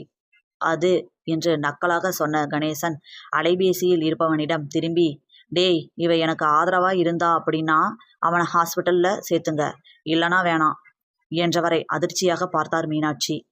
இவன் எதற்கும் துணிந்தவன் என்று இப்போது புரிந்தது மீனாட்சிக்கு. என்ன யோசிச்சுட்டு இருக்க? நீ அமைதியா இருக்க, ஒவ்வொரு நொடியும் உன் பிள்ளைக்கு ஆபத்து என முன்னே நடந்தவனின் பின்னே நடந்தார் மீனாட்சி. சொத்து தானே, அதை கூட அவனிடம் இருந்து வாங்கிவிடலாம். ஆனால் முதலில் மகனின் உயிரை காக்க வேண்டும் என தீர்மானம் எடுத்து கணேசனின் பின் அமைதியாக சென்றார் மீனாட்சி. அவர்கள் செல்லும்போது அனைவரும் ஹாலில் அமர்ந்திருக்க கணேசனை புரியாமல் பார்த்த சூரியநாராயணன், இப்ப எதுக்கு ஆபீஸ் போன தாமோதரனை முக்கியமான விஷயம் பேசணும்னு வர சொல்லியிருக்கீங்க என்று கேட்க, அந்த ஆபீஸ்க்கு எதுக்கு மாமா தாமோதரன் போகணும், இனிமே அது என்னோடது என்ற கணேசன் அவர்களின் முன் இருந்த மேஜையில் பத்திரங்களின் நகலை போட அதை எடுத்து படித்து பார்த்த அனைவரின் முகத்திலும் அப்பட்டமான அதிர்ச்சி. அதிலிருந்த தாமோதரனின் கையெழுத்துக்களை பார்த்த சூரியநாராயணன் கேள்வியாக தாமோதரனை நோக்க, அப்பா, இது எதுவுமே எனக்கு தெரியாது என்றார் உடைந்த குரலில் தாமோதரன். இப்ப என்ன பண்ணணுங்கிற கணேசா? இதை வச்சு நீ ஒன்றும் பண்ண முடியாது என்று சட்டென்று ஒருமைக்கு தாவிய சூரியநாராயணன் கோபமாக பேச, அப்பா, ஏன் அவர் அப்படி பேசுறீங்க? எங்களுக்கு உரிமையானதை நாங்க எடுத்துக்கிட்டோம், அவ்வளவுதான்.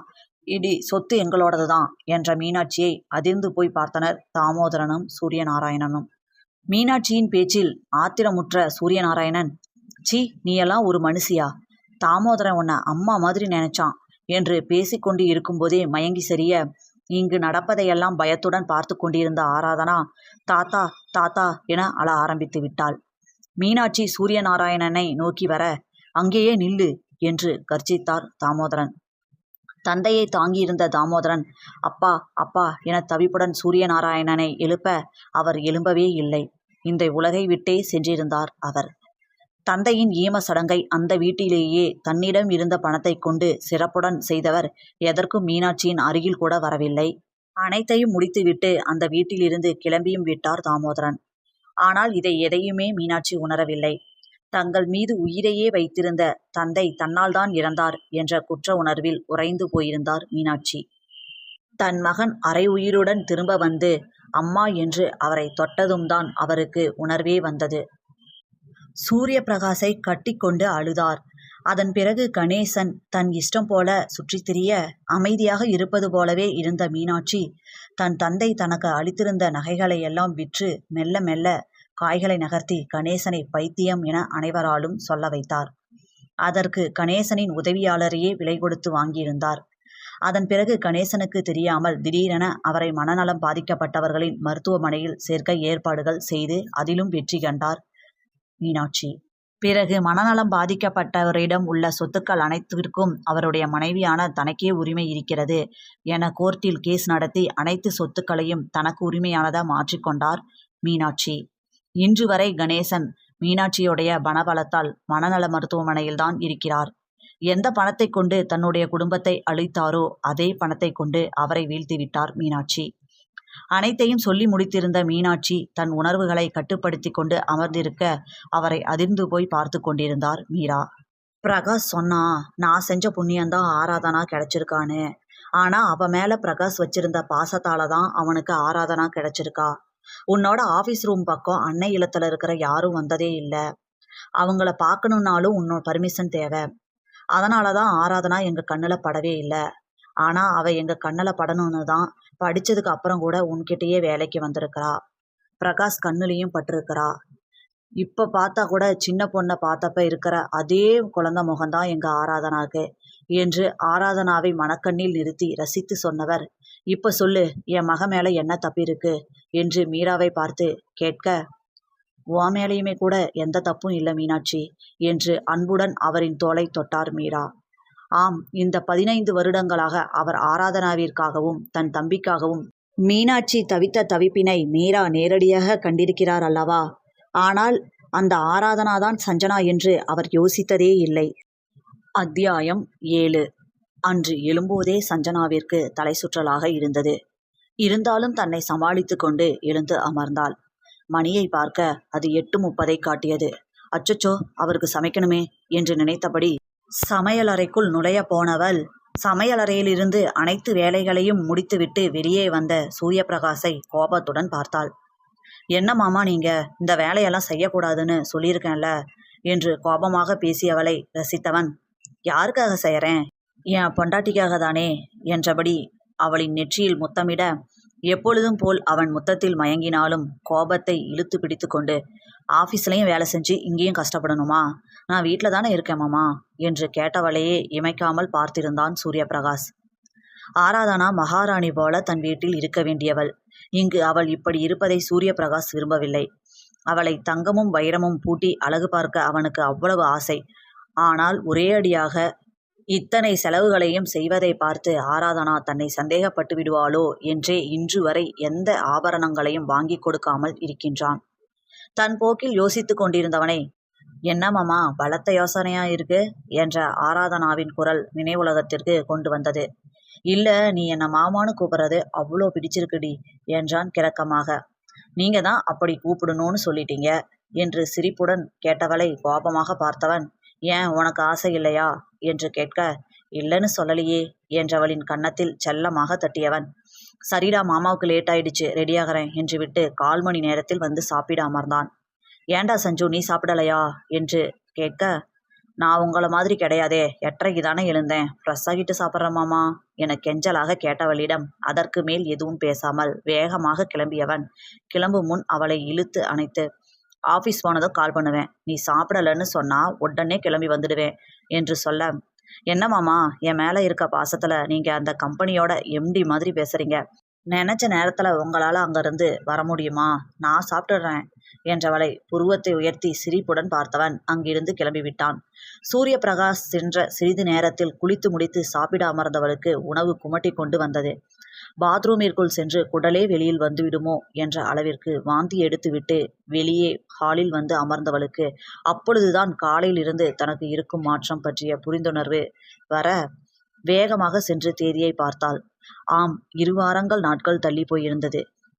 எப்படி இதை மறந்தோம், திருமணமாகிய இந்த 1 மாதத்திலேயேவா என கண்ணீருடன் நினைத்தவள் தனது வயிற்றை மென்மையாக வருடிக்கொண்டாள். உடனே சூரியபிரகாஷிற்கு அழைக்கலாம் என அலைபேசியை எடுத்தவள், வேணாம் கன்ஃபார்ம் பண்ணிட்டு வந்து நேர்லேயே ஸ்வீட் கொடுத்து சொல்லலாம் என நினைத்து கொண்டாள். சூரியபிரகாஷ் தேவைக்கு என கொடுத்திருந்த பணத்தினை கையில் எடுத்துக்கொண்டவள் தனது பர்சினை கையில் எடுத்துக்கொண்டு மகப்பேறு மருத்துவமனையை நோக்கி சென்றாள். உள்ளே சென்று மருத்துவரை பார்த்துவிட்டு வெளியே மகிழ்வுடனேயே வந்தவளுக்கு எதிரில் நேர்பட்டவர்களை கண்டதும் கால்கள் சற்று தடுமாறியது. சுந்தரிதான் தனது பெண்ணை மருத்துவமனைக்குள் அழைத்து வந்து கொண்டிருந்தார்.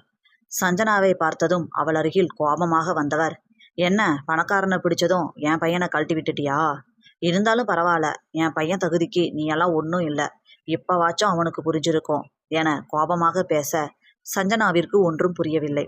என்ன பேசுறீங்க, நான் ஒன்றும் எந்த பணக்காரனையும் கல்யாணம் பண்ணலை என்று ஆதங்கமாக பேசினாள் சஞ்சனா.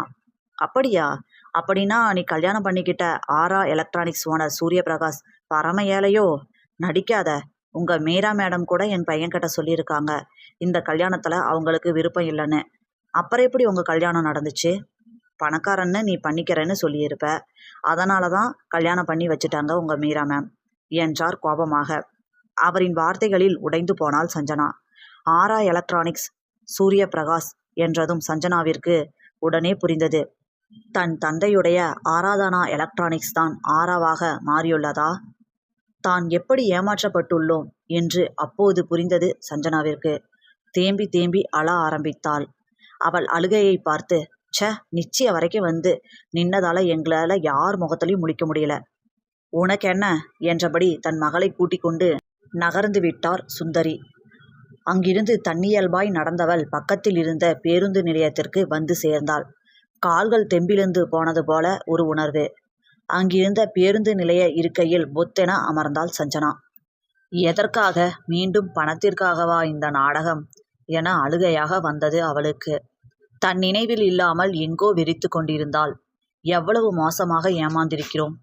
அவன் நடிப்பில் உருகி அவனுடைய வேலை என்ன, குடும்பம் என்ன என்று எதையுமே விசாரிக்காமல் அவனுடன் 1 மாதமாக வாழ்ந்திருக்கிறோம் என தன்னையே நொந்து கொண்டவளுக்கு அப்பொழுதுதான் ஞாபகம் வந்தது. மீரா மேடம் கூட இந்த கல்யாணம் பிடிக்கவில்லை என்று சொன்ன சுந்தரியின் வார்த்தைகள். அது உண்மைதானே? தன்னிடம் கல்யாணத்துக்கு ஒத்துக்கோ என்ற அவரின் கெஞ்சுதலான பார்வையும் அதன் பிறகு அவர் சூரிய பிரகாஷிடம் காட்டிய கோபமுகமும் ஞாபகத்திற்கு வந்தது. அமைதியாக கண்களை மூடிக்கொண்டவளுக்கு 15 வருடங்களுக்கு முன் நடந்தது படம் போல கண்முன் விரிந்தது. அந்த வீட்டிலிருந்து வெளியேறிய பின் வெளியே ஒரு வீடு எடுத்து தங்கினர் மூவரும். மனம் கசந்து விட்டு இருந்தது தாமோதரனுக்கு. எதுவும் பிடிக்கவில்லை. கையில் இருக்கும் சிறிய தொகையும் கரைவதற்குள் வேலை தேட வேண்டும் என முடிவு எடுத்தவர் வேலை தேடிக் கொண்டிருந்த போது அவருக்கு ஏற்பட்ட சாலை விபத்தில் சம்பவ இடத்திலேயே உயிரை விட்டிருந்தார் தாமோதரன். அதை கேள்விப்பட்ட வசந்தியின் அன்னையும் தன் மகளின் வாழ்வு இப்படி ஆகிவிட்டதே என்ற அதிர்ச்சியில் மாரடைப்பு வந்து இறந்துவிட்டார். தனது வாழ்க்கையில் நடந்த பிரச்சனைகளால் மனம் உடைந்து போனார் வசந்தி. தனக்குள் இறுகி போனார். கையில் இருந்த பணத்தை அவர்களின் இறுதி காரியத்திற்கு பயன்படுத்தியவர் அடுத்து தன் மகளை எப்படி காப்பாற்றுவது என்று தெரியாமல் தவித்தார். தங்களது வாழ்வாதாரத்திற்கு ஒரு வேலை அவசியம் அல்லவா? தன் மகளையும் உடன் அழைத்து கொண்டு வேலை தேடி அலைந்தார். ஆனால் அது கிடைத்தபாடில்லை. அப்படி ஒரு நாள் ரோட்டின் ஓரத்தில் நடந்து கொண்டிருந்த போதுதான் வசந்தி மயங்கி விழுந்துவிட அங்கே கூட்டம் கூடியது. அவரின் அருகில் அமர்ந்து அவரின் கைகளை பற்றியபடி அம்மா அம்மா என அழுது கொண்டிருந்தாள் ஆராதனா. அப்பொழுது அந்த பக்கம் சென்ற மீராவின் கண்களில் இருவரும் விழுந்தனர். மீரா ஏற்கனவே திருமணத்தை வெறுத்து தன் தந்தையிடம் சண்டையிட்டு அன்பு இல்லத்தினை ஆரம்பித்து இருந்தார். கோடீஸ்வரரான மீராவின் தந்தை மீராவின் திருமணத்திற்கு எவ்வளவோ அவரை வற்புறுத்தியும் கெஞ்சியும் பார்த்துவிட்டு மீராவின் போக்கிலேயே விட்டுவிட்டார். பெண் குழந்தைகளுக்கும் பெண்களுக்குமானதே மீராவின் அன்பு இல்லம். அவர்களை தன்னுடைய இல்லத்திற்கு அழைத்து சென்றார் மீரா. வசந்தி அன்பு இல்லத்தில் சிறு சிறு வேலைகள் செய்து கொண்டு தனது மகளுடன் வாழ்ந்து வந்தார். ஆனால் ஆராதனாவிடமே என்றாலும் கூட தேவைக்கு என்றால் மட்டுமே பேசுவார். சாப்பிட்டியா, தூங்குனியா என்ற வார்த்தைகளோடு நிறுத்திக் கொள்வார். அவரும் மனவேதனையிலேயே உழன்று வாழ்ந்து வந்ததால் சென்ற வருடம்தான் உயிரை விட்டிருந்தார். அனைத்தையும் யோசித்து பார்த்து கொண்டிருந்த சஞ்சனாவிற்கு கண்களிலிருந்து கண்ணீர் மட்டும் நிற்கவில்லை. மீனாட்சியின் மகனை சஞ்சனாவிற்கு பிரகாஷாக மட்டுமே தெரியும். ஆனால் அவன் முழு பெயர் சூரிய பிரகாஷ் என இருக்கக்கூடும் என்று இப்பொழுதுதான் தெரிந்தது. ஏனெனில் அவர்களை விட்டு பிரிந்து வந்த பிறகு யாரும் அவளிடம் அவர்களை பற்றி பேசியது இல்லை. அனைத்தையும் யோசித்தவளுக்கு மனம் கனத்தது. அவளது கையில் இப்பொழுது ஒன்றுமே இல்லை. நடந்து வரும் வழியில் எங்கோ அனைத்து பொருள்களையும் போட்டுவிட்டோம் என்று கூட அவளுக்கு தெரியவில்லை. எங்கு போவது, என்ன செய்வது என்று தவித்தபடி கண்களை மூடி அமர்ந்திருந்தவள் இருக்கையில் சாய்ந்து கொண்டாள். காலையிலிருந்து சாப்பிடாதது மற்றும் உடல்நிலையின் காரணமாக மயங்கி சரிய இருக்கும் வேளையில் அவளை இரு கரங்கள் தாங்கியது. கண்களை சிரமப்பட்டு திறந்து பார்த்தாள் ஆராதனா. அவளின் கண்களின் முன் சூரிய பிரகாஷின் பதட்டமான முகம் தெரிந்தது. என்ன விடுங்க மிஸ்டர் சூரிய பிரகாஷ் என்று ஈனக்குரலில் சொன்னவள் அப்படியே மயங்கி சரிந்திருந்தாள். அவள் சொன்ன மிஸ்டர் சூரிய பிரகாஷ் என்ற வார்த்தையிலேயே அவனுக்கு அனைத்தும் புரிந்துவிட்டது. மயங்கி இருந்த அவளுடைய முகத்தினை ஏந்தி ஆராதனா ஆராதனா என பதட்டத்துடன் அழைத்தான். பிறகு அவளை கைகளில் ஏந்தியவன் காரின் பின் இருக்கையில் அவளை கிடத்திவிட்டு அவர்களின் இல்லம் நோக்கி பயணித்தான். ஆம், சூரிய பிரகாஷும் மீனாட்சியும் இருக்கும் அவர்களின் இல்லத்திற்கு. சுயநினைவு இல்லாமல் இருந்த ஆராதனாவை கைகளில் ஏந்தியபடி உள்ளே நுழைந்தவனை அதிர்ச்சியாக பார்த்தார் மீனாட்சி. என்ன என்ன ஆச்சு பிரகாஷ் நம்ம ஆராதனாக்கு என்ற தாயை ஒரு வெறுமையான பார்வை பார்த்தவன், அம்மா நான் என் ரூமுக்கு போகிறேன், ப்ளீஸ் எதுவும் கேட்காதீங்க, வந்து சொல்கிறேன் என்றபடி அவனுடைய அறைக்கு ஆராதனாவை தூக்கி கொண்டு சென்று விட்டான் சூரிய பிரகாஷ். மீனாட்சிக்கு என்ன செய்வது என்று புரியவில்லை. குழப்பமாக இருந்தது. ஆராதனாவின் நிலை என்னவென்று தெரியவில்லையே என தவித்தவருக்கு மீரா ஆராதனாவின் அருகில் இருந்தால் நன்றாக இருக்கும் என தோன்றியது. மீராவிற்கு உடனே அலைபேசியில் அழைத்தவர், மீரா நம்ம ஆராதனாக்காக உடனே இங்க வா என்று மீனாட்சி தவிப்பாக கேட்க அவரின் குரலில் தெரிந்த வேதத்தில் உடனே கிளம்பி வந்துவிட்டார் மீரா. மீரா வந்ததும் பதட்டமாக அவரின் அருகில் வந்த மீனாட்சி மீரா என்றபடி அவரின் கைகளை பிடித்து கொண்டார். என்னாச்சு மீனாட்சி, ஏன் பதட்டமா இருக்க என்று கேட்ட மீராவை கண்கலங்க பார்த்த மீனாட்சி நடந்ததை அவரிடம் அமைதியாக கூற ஒரு பெருமூச்சினை விட்ட மீரா, ஆராதனாக்கு உங்களை பத்தி தெரிஞ்சிடுச்சு என்றார் அமைதியாக. அவரை அதிர்ந்து பார்த்த மீனாட்சி புரியல என்று கூற, ஆராதனாக்கு உண்மை தெரியல அப்படின்னா தைரியமா இங்க சூரிய பிரகாஷ் கூட்டிட்டு வந்திருக்க மாட்டான் என்றவரை தயக்கமாக பார்த்த மீனாட்சி, அப்படின்னா ஆராதனா எங்களை மன்னிச்சிட்டாளா என்று கேட்க அவரை அமைதியாக பார்த்த மீரா, சூரிய பிரகாஷ் சொன்ன மாதிரி நாம டிஸ்டர்ப் பண்ண வேணாம், அவங்க ஒரு முடிவெடுக்கட்டும், வெயிட் பண்ணலாம் என்று கூறிவிட்டு அங்கிருந்த சோபாவில் சென்று அமர்ந்து விட்டார். அதே சமயம் ஆராதனாவின் கைகளை பற்றி கொண்டு அவளது முகத்தையே கனிவுடன் பார்த்து கொண்டிருந்தான் சூரியபிரகாஷ். அவளிடம் சிறிதாக அசைவு தென்பட்டது. உடனே சென்று அவளின் கன்னத்தில் இருபுறமும் கை வைத்தவன் சா என அழைக்க வந்துவிட்டு கண்களை மூடி திறந்து ஆரு என்றான் மென்மையாக. அவனது அந்த அழைப்பில் கண்களை திறந்தவள் அவனை முறைத்துவிட்டு எழுந்து அமர்ந்தாள். இடம் புதிதாக இருக்க சுற்றும் முற்றும் குழப்பத்துடன் பார்த்தவளைக் கண்டு அவள் முன் வந்து மண்டியிட்டு அமர்ந்தவன், இது நம்ம வீடு ஆரு, ஐ மீன் நாம பிறந்து வளர்ந்த வீடு என்று அழுத்தி சொல்ல அவனை கோபமாக முறைத்தவள் எழுந்து தடுமாறியபடி செல்ல முயற்சிக்க ஆரு என்றபடி வந்து அவளது கைகளை பிடிக்க வந்தவனை பார்த்து ஒரு அடி பின்னுக்கு நகர்த்தவள், ஏன் சொத்தை உங்க பேர்ல மாத்தினது செல்லாம போயிடுச்சா என்று கோபமாக கேட்க, ஆரு என்ன பேசுற நீ என்று அதட்டலாக வந்தது சூரியபிரகாஷின் வார்த்தைகள். ஏன் பேசக்கூடாதா? இந்த சொத்துக்காக தானே உங்க அம்மாவும் அப்பாவும் எல்லாமே பண்ணாங்க. இப்போ அவங்களுக்கு பதிலா நீங்க, அவ்வளவுதானே என இகழ்ச்சியாக பேசியவளின் தாடையை பற்றி அவனின் புறம் வேகமாக திருப்பியவன், என்னடி சொன்ன என்று கேட்டுவிட்டு அதே வேகத்தில் கையினை எடுத்தான்.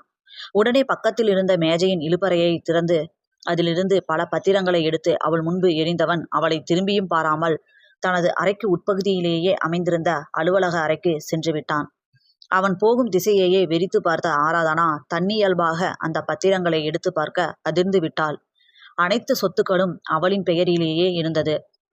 ஆராதனாவின் தந்தை தாமோதரன் ஓரளவு பெரிய அளவில் நடத்திய ஆராதனா எலக்ட்ரானிக்ஸ் என்ற பெயரில் இயங்கிய ஸ்பேர் பார்ட்ஸ் தயாரிக்கும் கம்பெனியை ஒரு தரமான எலக்ட்ரானிக்ஸ் இயந்திரங்கள் தயாரிக்கும் மிகப்பெரிய நிறுவனமாக மாற்றியிருந்தான் சூரியபிரகாஷ். அதற்கு நடுவே மீனாட்சியும் சூரியபிரகாசும் இதுவரை செய்திருக்கும் கோவில் நிகழ்வுகளுக்கான செலவுகள் மற்றும் ஆசிரமங்களுக்கு கொடுக்கப்பட்ட தொகைக்கான ரசீதுகள் எல்லாம் இருந்தது. இத்தனை கோடிகளை அள்ளி கொடுத்திருக்கிறார்களா? பணத்தாசை உள்ளவர்களால் இது முடியுமா என்று குழம்பி போனாள் ஆராதனா. இப்பொழுது ஞாபகம் வந்தது. மீரா அவளின் திருமணத்திற்கு முதல் நாள் பழைய கணக்கு வழக்குகளை கேட்டபோது ஆரா எலக்ட்ரானிக்ஸ் இவ்வளவு நன்கொடைகளை கொடுத்திருக்கிறார்களா என வியந்தது ஞாபகத்தில் இருந்தது. ஆனால் அப்பொழுது கூட அவள் தன் தந்தையுடைய ஆராதனா எலக்ட்ரானிக்ஸ் தான் ஆரா எலக்ட்ரானிக்ஸாக மாறியிருக்கிறது என யோசிக்கவில்லை. இவர்களை அவ்வளவு நல்ல விதமாக யோசிக்கும் மனநிலையிலும் அவள் இருக்கவில்லை. இப்பொழுது நினைக்கையில் மனம் ஒரு பக்கம் வழியில் சுருண்டாலும் 1 மாதமாக தனக்கு அனைத்தும் பார்த்து பார்த்து செய்து தனக்காகவே அந்த வீட்டில் தங்கி இப்படி எல்லா சொத்துக்களையும் என் பெயரில் வைத்திருக்கிறான் என்று யோசித்தவளுக்கு என்ன ஆச்சு என குழப்பமாக இருந்தது.